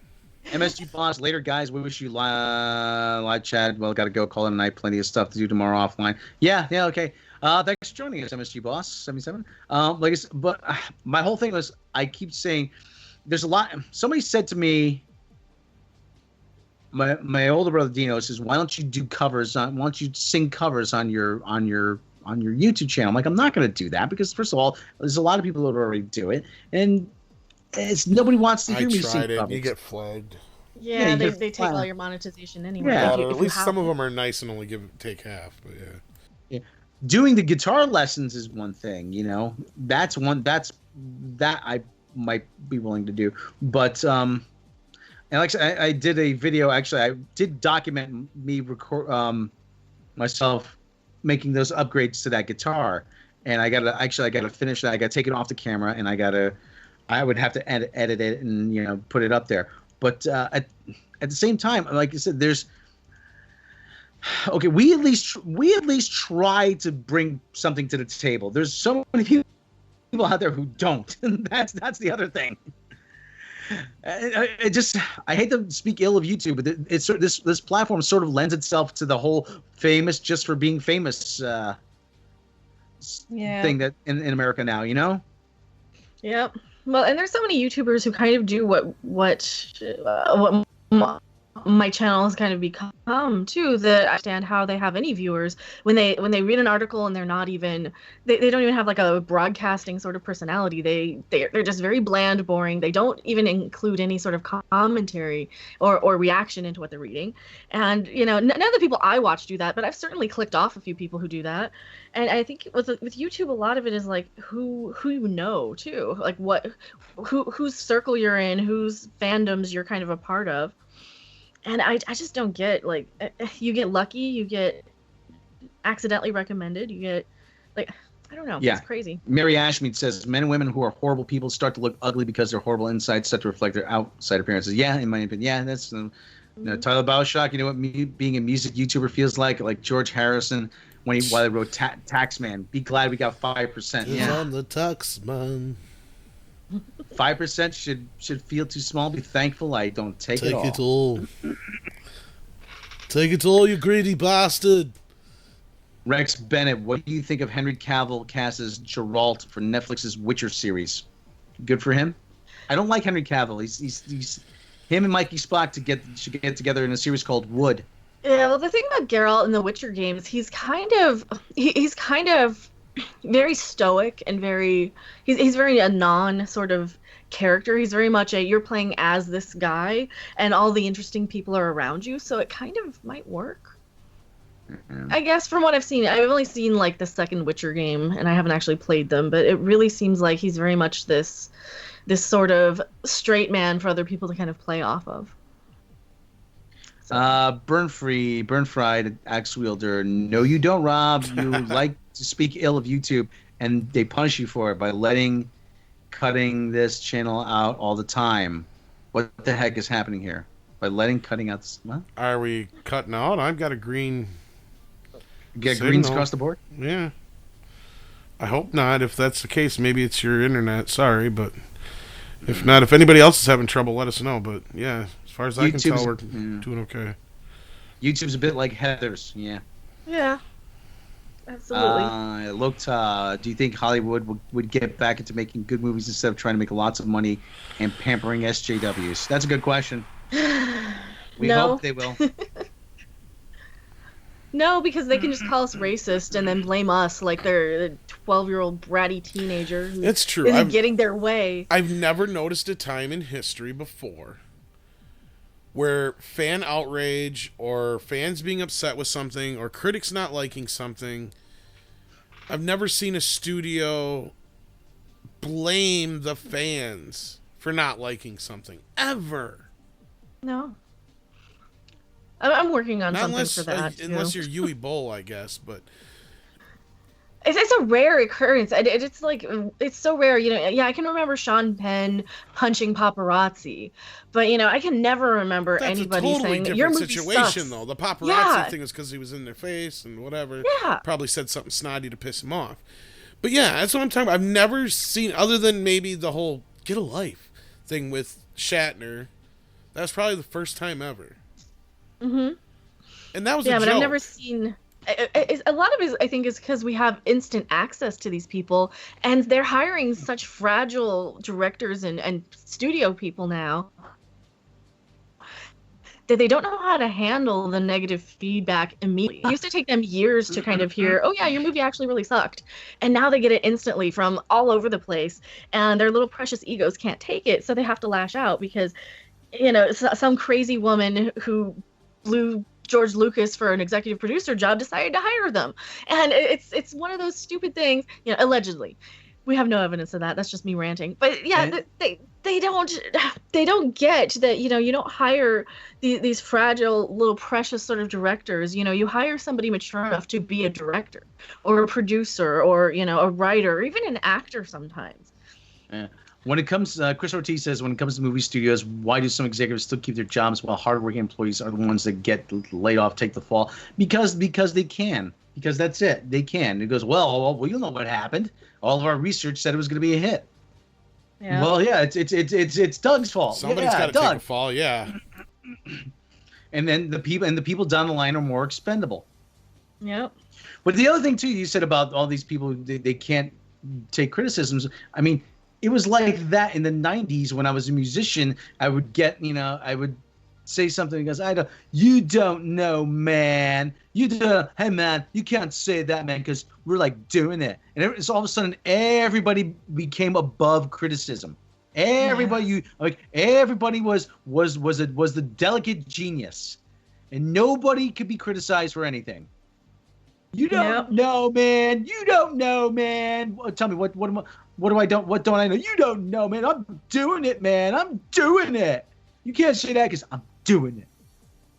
I'm like, whatever it is you're doing, stop, please. And like I said, you have little whiny bitch, roundhead Ryan Johnson. Yep. I don't have to apologize for anything. No, I'm a genius. No, I wouldn't do anything differently. I did everything right. You guys just don't understand my movie. Yeah, you're just a man baby because you didn't like my movie. You don't like my movie. You're a man baby. I don't care what kind of criticism you go throw out. You're a man baby. Like, no, we have the right to dislike a movie. All throughout history, we can dislike movies. You don't have to like everything. You don't have to like settle for these assholes. It's kind of like treating us that tweet way. Yesterday. Even the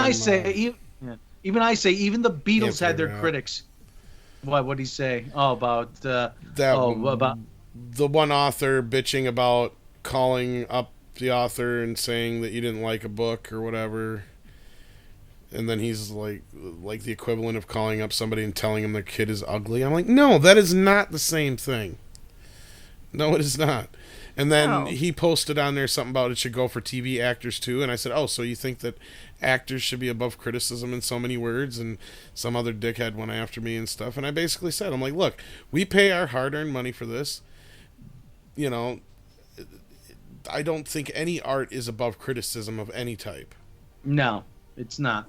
No, and if you're just gonna blindly like get steamrollered over by every studio and be guilted into liking it and be bullied into liking it, then why do we have to put up with that? Like, and if I'm you not want to gonna be put in a up with safe that. space, then get the fuck off the internet.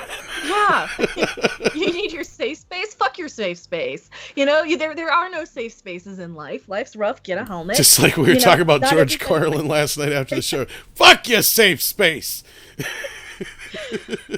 I got my feelings right? You know what? Fuck your feelings. I'm gonna stick my dick in your safe space and fuck it. But the other thing too is before I check in on something, it's a public medium. You got to learn to deal with criticism. Now stretch. Or mute it. I mean, you can also mute your Twitter feed. You can mute keywords. You know, Ryan Johnson can mute like Last Jedi. He can mute Star Wars. He never has to hear anybody mention Star Wars ever. He doesn't have to go on these massive blocking sprees like a fucking 12-year-old. Like, seriously. I'm still doing my trilogy. I don't care if you're doing your trilogy. It's going to flop, and only the idiot, retarded, fucking... Sorry for using that term. It's not politically correct. But only these idiot sort of people who blindly buy everything, who criticize us for gatekeeping if we dislike something. Oh no, you have to like it because it's Star Wars. You have to like it because it's Star Trek. No, I don't. I don't like every episode of Star Trek The Next Generation. I'm not going to like every installment of that. Same thing with Star Wars. I don't like every Star Wars movie. And I'm back. Welcome back. I'm a Bond fan. I keep saying I will be the first to tell you there's bad Bond movies. Yeah, I'm a Star Trek fan. There's bad Star Trek out there. You know, there's bad Star Wars. There's always been bad Star Wars. You know, they want Star Trek: The Motionless Picture. Yeah. Every other one was decent, you know? I mean, I guess 3 was okay, too. I know Doomcock likes 5, but... But he likes it because it's... They want... It does have its moments. Yeah, you can imagine it's like a dream sequence, and I totally get that. If you kind of just kind of take it for what it is, as you know, you've got the character interactions, you've got it as kind of like a dream sequence, then yeah, I totally see that. No, Spectre, Tyler Bioshock, no, Spectre was not good, but they want. There are certain people who, and like you said, they now with the diversity casting, they will use that as a shield. Yep. They use it as a shield to render themselves immune from criticism. And now anytime you say, well, this movie wasn't good, well, you don't like it because you want to see a white man as the hero. No, where did I say that? No, I would hate Star Trek Discovery if it were a white man cast as Michael Burnham, you know? I would hate everything about Star Trek Discovery if you had all white men in the roles, because the writing sucks. And there's nothing to do with the color of the woman's skin. I don't care. She's a wooden plank. I can't be racist against a wooden plank. Yeah. Actually, I stirred up some controversy on the EW site when I left a comment about Brie Larson, how she looks disinterested. Yeah. You know, those photos. And it's like, oh, you're such a man baby. You're a whiny little bitch. I'm like, this whiny little bitch doesn't like everything that's shoveled in front of him. I had some guy calling me an SJW on that video. I'm like, did you even watch my video? I'm one of these people who's calling out that, oh, well, just Google it. You look like one. So what? What does an SJW even look like? They look like some so just because I'm dressed that way? Yeah. Does that make me a whore? A whore? Dave Chappelle. Yeah. Like they stole the look from punk rock and but anime like years ago. So you are wearing the whore's uniform. But you gotta understand the confusion. If I was to walk outside dressed like a cop, and someone come up to me and said, "Officer, officer," and I said, "Oh, just because I dress this way does not mean I am a police officer." Well, that's like that Star Fury or Starfire picture or whatever the hell her name was. Oh, I Google image searched that and striptease came up because of the color palette and the costume. Like literally came up with striptease photos. Like because but I'm the one. No, it's like no. Google Images says that. Google's racist. They can call us racist all they want, but they're the one that dressed her up like a '70s exploitation hooker. Yeah. Yeah. But not us. Like I said, they can shield themselves from criticism. They can shield, which is racist, actually, by just hiring somebody for the color of their skin, just to critic-proof them. Yeah, that is racist. They play identity politics now. Mm-hmm. It's identity politics, and it's because they're so panicked because they don't know what they're doing anymore. They have no idea how to adapt to the rapid changing instant media, instant feedback sort of era. And they're panicked. That's why they do this. They're like, oh my God, how do we, what's trendy? What's trendy? Who do we get? What do we get? What do we do? We need more focus groups. Yeah, and they don't get it because like they have no idea what the demographic of anything is. Because half the time people on Twitter and on YouTube don't use their real name, age, any of that stuff. They can't get a good sort of sample of people or a focus group of people just from what they hear on the internet. You mean I'm not 22 and I don't look like John Stamos? But another thing too is you have certain people. I'm not going to mention her name. There's a certain YouTuber, Monday Matt, and I talked about her. She is this white-haired, annoying little. I hate using the term SJW, but she's this, like I said, this little whiter than mayonnaise, little yenta. She's from Kentucky or North Carolina. I looked into her. She's from Kentucky, North Carolina. She probably moved to Brooklyn so she could work on her art. And she pushing out everybody who's been there for years while she and her ilk gentrified the neighborhood. And she's just spouting off. She's spouting off about Star Trek Discovery. Oh, this series is going to appeal to millennials, and millennials love diversity, and we love streaming, and that's why the series is going to be successful, and that's why the series is going to be good because of diversity. And I'm like, you're white. You're whiter than mayonnaise. What are you talking about diversity for? There's another YouTuber that does the same thing. She's like, I loved the Wrinkle in Time movie because it's so diverse.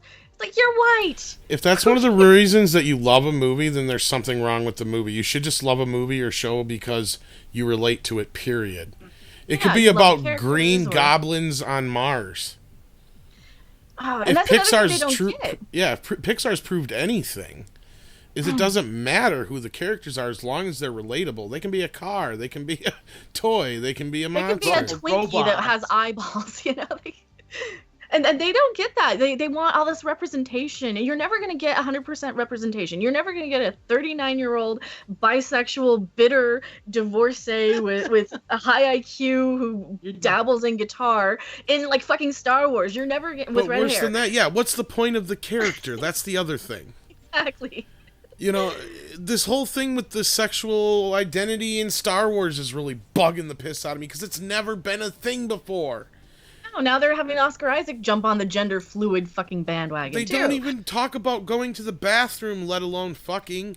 The only time we know anybody's had sex is to have the twins and Kylo Ben.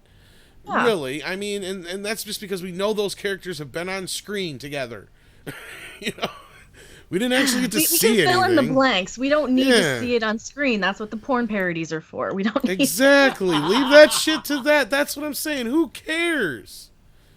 Unless it's actually part of the plot or very integral to the character, it doesn't fucking matter. Exactly. It's like we know how babies are made. We know all this. You kind of need to keep this stuff age appropriate for your younger viewers who you want to grow up with Star Wars. Yeah, I get it. It's great and noble that you want all these new fans to grow up with Star Wars and to have these heroes. But you're pissing off the old fans and you're kind of off-putting to parents who are the old fans. If they keep hearing shit like pansexual, gender fluid, they're gonna be like, oh, I can't take my kid to this now because it's not a kid's movie anymore. It's not something they can grow up with. Same thing with Star Trek Discovery with the fucking Klingon tits, you know, and the rape scenes. I can go on for hours about Star Trek Discovery. John Tennant, thank you for the $100 Hong Kong dollars super chat. Catch those people in private, and they probably either didn't watch it or think the movie was shit. Yeah, and that's the biggest problem. They don't watch. They don't watch anything. Well, that's what we always said with Ghostbusters and on. Yeah, they just tweet about it, and then that's what the studios are going by. Well, it's trending, so it must be popular. No, it's trending for all the wrong reasons. It's trending because we're outraged. We're pissed at you. You know, don't look at just the trending. They are so far removed from like social media, and you know, even I'm really removed from social media for the most part. I don't have Facebook. I just got Twitter like a year ago.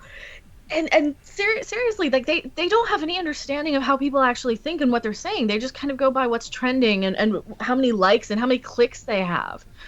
Yeah, and it's insulting.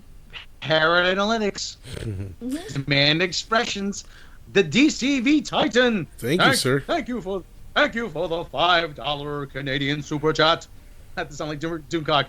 The most I identify with was about a hot dog trying to get in. The movie I most identified with. That would be Sausage Party. It was all right, but that's what I said about Happy Time Murders. At least it was better than Sausage Party. The joke got old in Sausage Party after 5 minutes. At least Brian Henson is Brian Henson. So the movie was funny consistently through the whole way. And even though I didn't really see the ending coming from a mile away, I was like, oh, I should have, because I know how these noir movies usually go. But yeah, anyway, I got off on a tangent there. Yeah. Well, like I said, same before, demand expressions. 58 million demand expressions. And then they were all saying Star Trek Discovery sucks. Oh, no, there's a lot of people who really like it. They've never watched it, but they like it because they can't name a fucking thing about bullshit. It. Yeah. You know what else pisses me off? You always see the same talking points. Oh, I never watched Star Trek before, but I think this is the best version ever. Yeah. Then you have no reference. Yeah, or I really hated TOS, but I love Discovery. Oh, those people really piss me off. If they hate TOS and Next Gen and they love Discovery, I'm like, why are you watching Star Trek? That, or they'll sit there and go, oh, well, yeah, Next Generation, the first 3 seasons of that sucked, and they'll get into all that shit, and what about Enterprise? And blah, blah. It's like, if you got to tear the old shit down to try and build the new stuff up, then, yeah, that's not saying much for the show. You're not giving me any reason why. I think a lot of there are these like fake geeks who think that I'm geeky, I'm trendy because everybody else is a geek, so I have to be too. So I never liked Star Trek before, but I like this one because this one's for me. It's not for you though. Star Trek shouldn't be for you. Star Trek should be for people who like Star Trek, not idiots who buy a wall full of pop figures, and I know I rag on that as like kind of my go-to, but not people who don't like. I love Star Trek. I've never watched it before, but this is my favorite version. Name another Star Trek series that was really good in the first season. The original series. All of them. Original series, Deep Space Nine. Next Gen had a lot of really good episodes. I stick up for Next Gen's first 3 seasons. I don't care. Oh yeah, there's a lot of very memorable episodes. And who wants a show to get worse? You want a show to get progressively better anyway. Well, they always like to go to, the first season of Next Generation sucked. No, it didn't. It was not as good as the rest of them. That's the big difference. You know, the difference between Discovery and Next Gen on a scale from 1 to 10, Discovery is like a flat 0 or lower, and Next Gen out of 10 is probably a 6. You know, for the first season, in my opinion.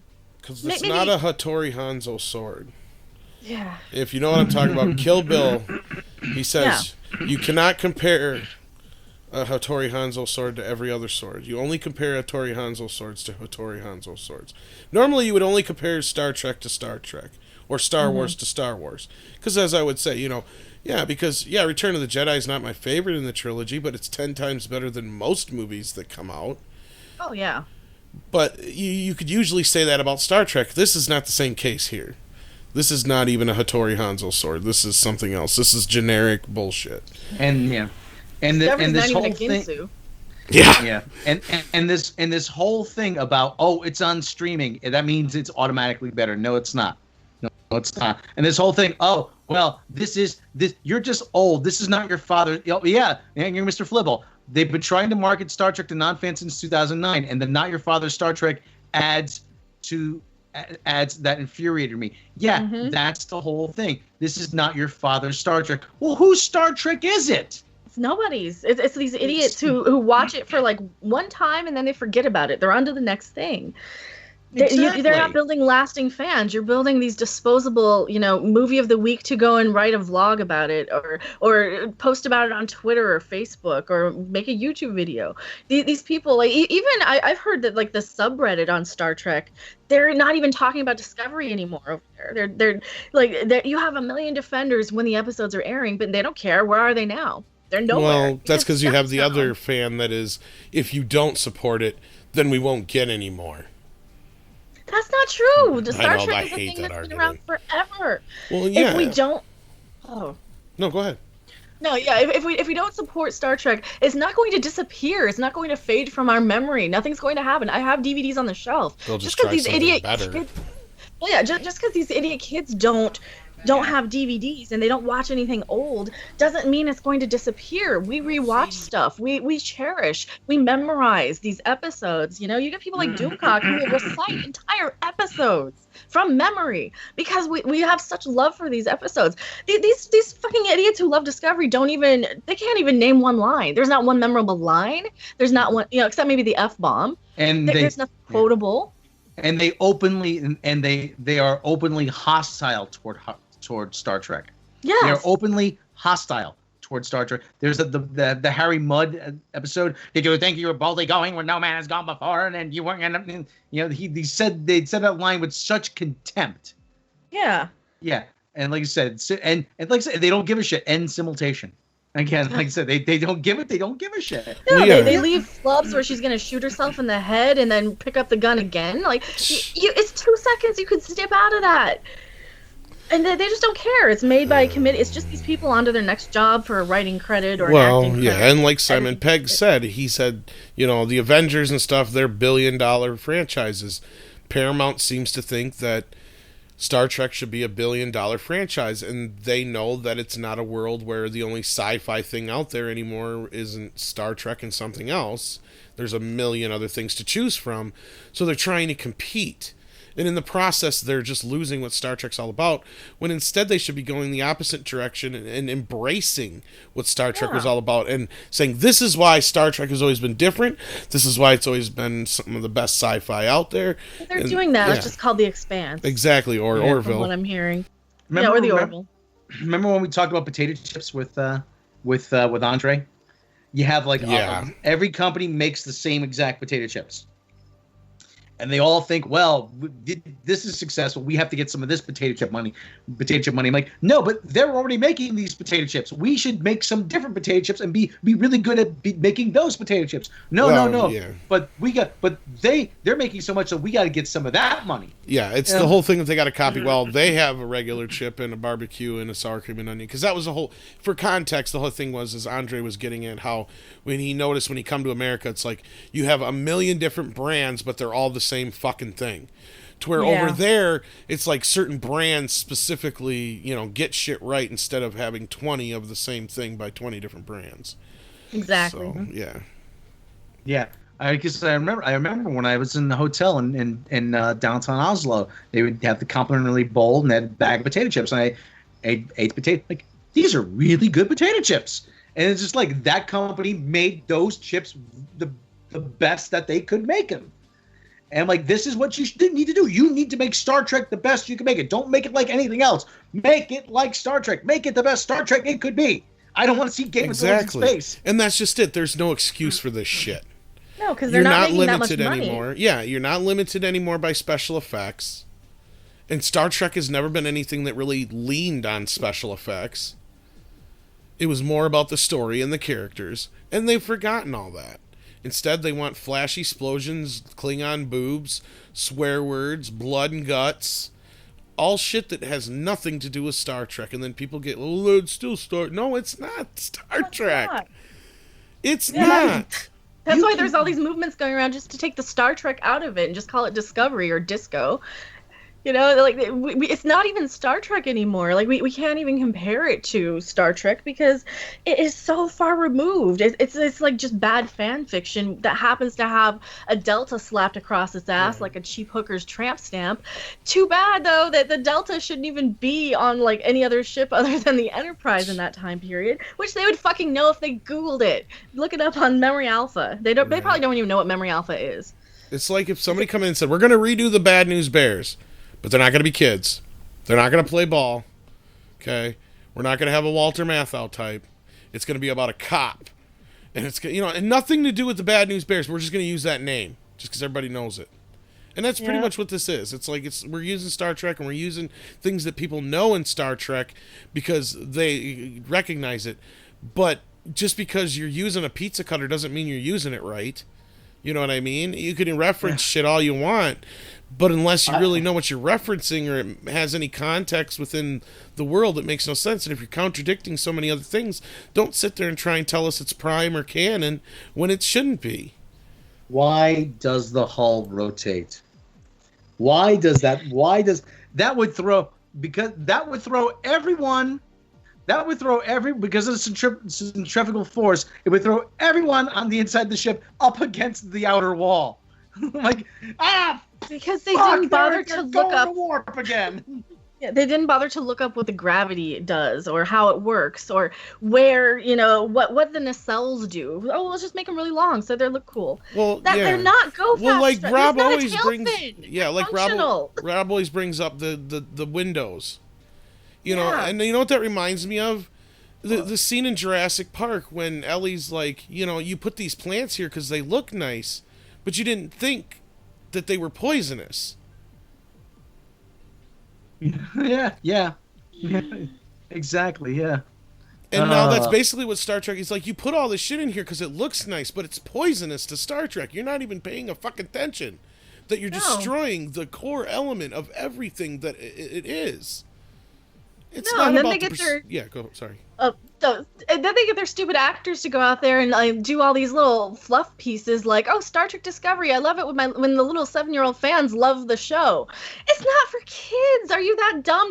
Were you not in the episode that you smoked crack in, or whatever Klingon? You got high in an episode. Did you forget that?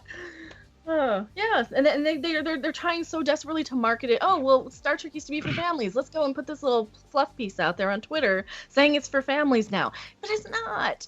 They don't understand any of what Star Trek was, and it's just so infuriating. Well, we live in an age, actually, where someone actually does say pew in a Star Wars movie. So that tells you where we're at. Pew. That's because she couldn't do a take what she didn't. Well, when okay, and here's my other question. I mean, I haven't gotten into some of the other shows as far as like later episodes and stuff yet, because I'm still getting like through a lot of them. As I've been talking, you know, I'm going through TNG proper and so on. So I'm like, that's how far I am right now.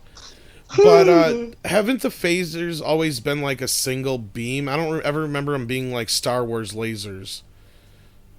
No, the phasers have always been beam weapons, not projectile. And now in Discovery, they're all like projectile. Yeah.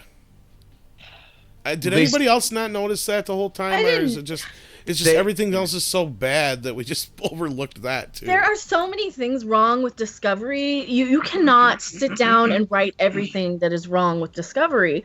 Like it is such an undertaking. And I've gotten into Twitter conversations with people where they're like, "Oh, name something wrong," and I name like a paragraph wrong, and then they don't know how to respond. Oh yeah, but this isn't for old Star. This is a new thing. Like you just then why call it Star Trek? Because it's sci-fi. It doesn't fucking matter. But to us, you don't realize it's like having fucking people with cell phones on the Titanic.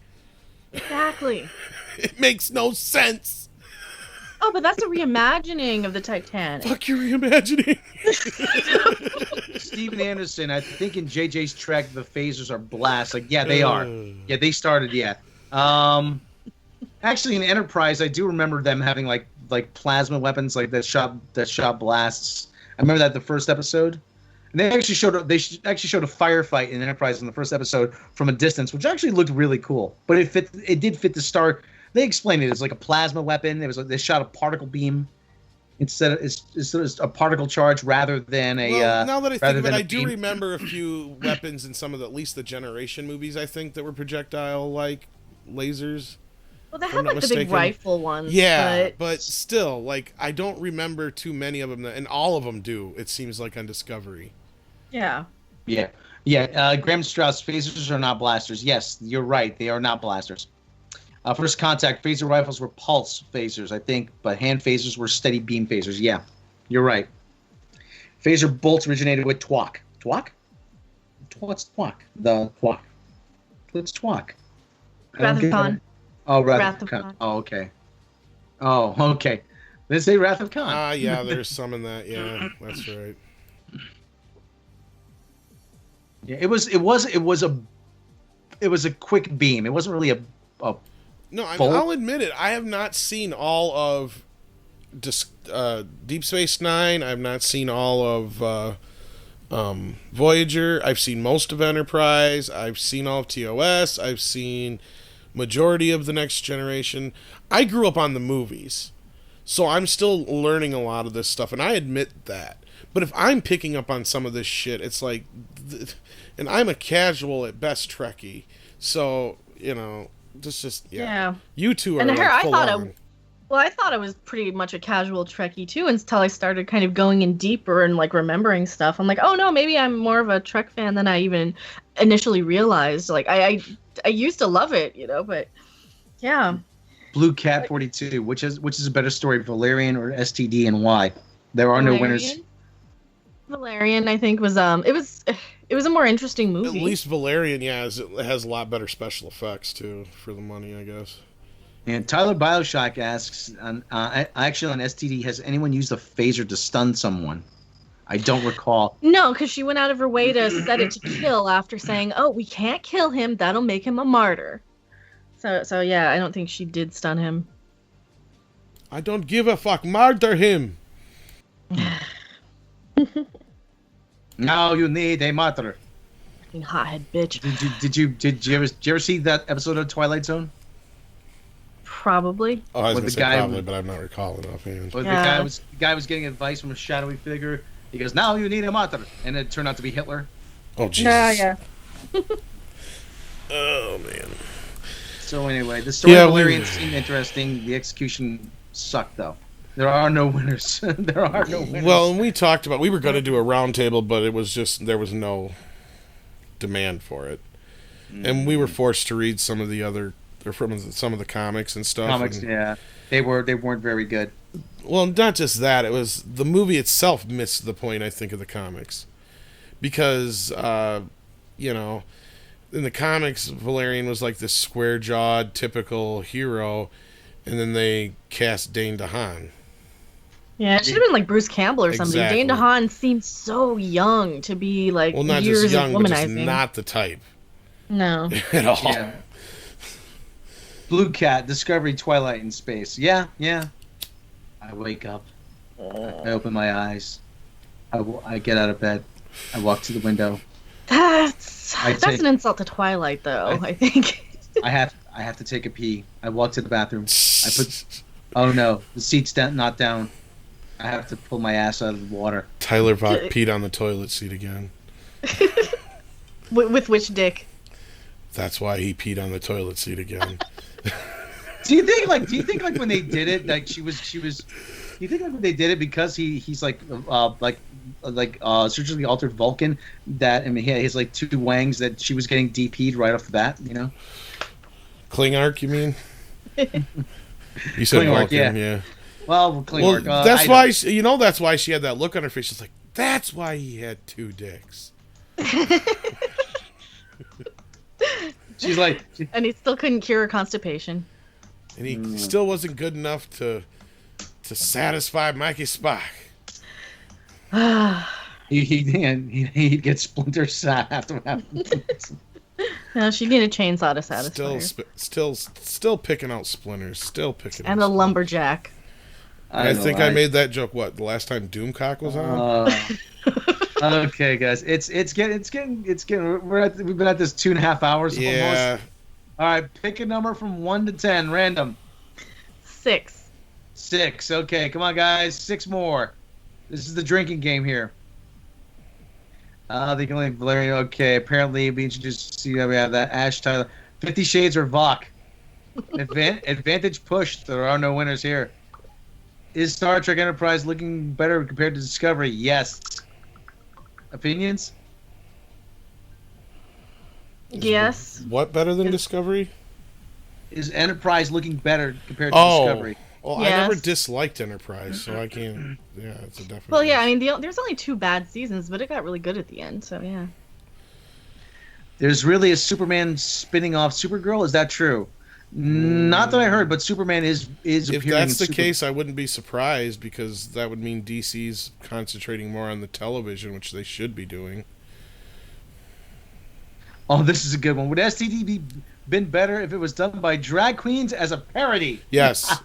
Yes. With RuPaul in the lead role as Mikey Spock. Well, at least RuPaul can emote, man. Yes, she can. Like even out of drag, can. just a smile that lights up a room. Oh man. I guess she wants to be a she, right? I guess. RuPaul I is think actually in drag it's a she, but like when I don't know. it's RuPaul Charles, I think That's what I'm. say Yeah, she. that's why I'm confused. I don't know anymore. for Tyler Bioshock for random. What inspired you to have your hair Little Mermaid red? No offense, I swear. I kept seeing it in like video games and like anime sort of stuff, and I always wanted red when I was a teenager, but I was gonna go more natural. But I'm like, oh, I really like this kind of punk rock red. Yeah. And the final. How was Andre? question Andre's well. Of the night. Okay, are any projects of enemy? Okay, that question got retracted. Yeah, it got retracted. Yeah, and this is the final question of the night. We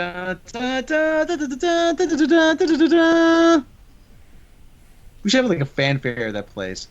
Superman's gonna be the CW crossover. Lois Lane is joining them. No, okay, it's not a question. Is that Lois Lane show? Any projects on the way for both Midnight's Edge channels? Always. Yes. Always. That's not really news. Okay. I think we got a Halloween mini documentary on the way. Halloween. This is the final question of the night from Slithering Peanut. Is Jake still in the shed? I don't know. We forgot to check. We haven't checked on him in a few days, so we're gonna have to be nice to him and get him some day-old donuts. I got donuts. Okay. All right, guys. It's starting to get late over here. We've been at this for a while. Thank you, Random, for joining us as always. Thank you. Rest Tom? in peace, Burt. Rest in peace, Burt. Yeah. Yes, Bert. Yeah, we loved you, Burt. So wherever you are, we're hoping that they got they're gonna be good to you. So anyway, he's with Dom and all them now. So he's with Dom and Jerry and Jackie Gleason and everybody else. Yeah. So anyway, so if you like what we do here, if you like the show, you like what we do, check us out on Patreon. Yes. You can support the channel for little as $1 a month. You can get all kinds of bonuses, freebies, lost episodes, bloopers, outtakes, behind the edge making of videos, uncut audio, early cracks at things like the Trek log animation. Check out the Predator mini doc was up earlier. Well, the audio was for it. The Predator mini doc early. Yep. Yes, that's right. Random. You have a Patreon? I have a Patreon. It's still under Random Game User 42, but the channel is Mecha Random 42. You can probably find me under either. Definitely check her channel out. Yep. Yes, check her channel out. Especially if you love her rants. She rants a lot on there. Yes. I rant. Yes. And check out Nerdrotic. What do you got for us tonight, Nerdrotic? What you watching? Yes, check out the Nerdrotic channel. Yes, Gary does good stuff over there. And like I said, I'm pretty sure he has a Patreon. Everybody's got a Patreon. Patreon's like, and that's part of the reason that we started a little earlier, decided to, is because, that way we're not stepping on those guys. They can start the show before too late. And yes, so anyway, we'd like to thank everyone in the chat for joining us. 80 remaining. Say we had like 100 some at one point. Yeah, we had over 100. I think we lost you, Rob. Subscribe. Click the bell icon on. No, you lost me? For a second, but you're back now. Yeah, I'm back. I'm the man behind the mask. But anyway, subscribe, click, bell icon, do all that good stuff, both channels, and share with all your friends, because we cannot do this without you. And as always, take care of each other. And guys, any parting words? Rutabaga. Random? Horn? I like that one. Flibble. Nothing tonight, but it got postponed. Oh, sorry, Nerdrotic. So anyway, thanks for joining us, everybody, and we will catch you next time.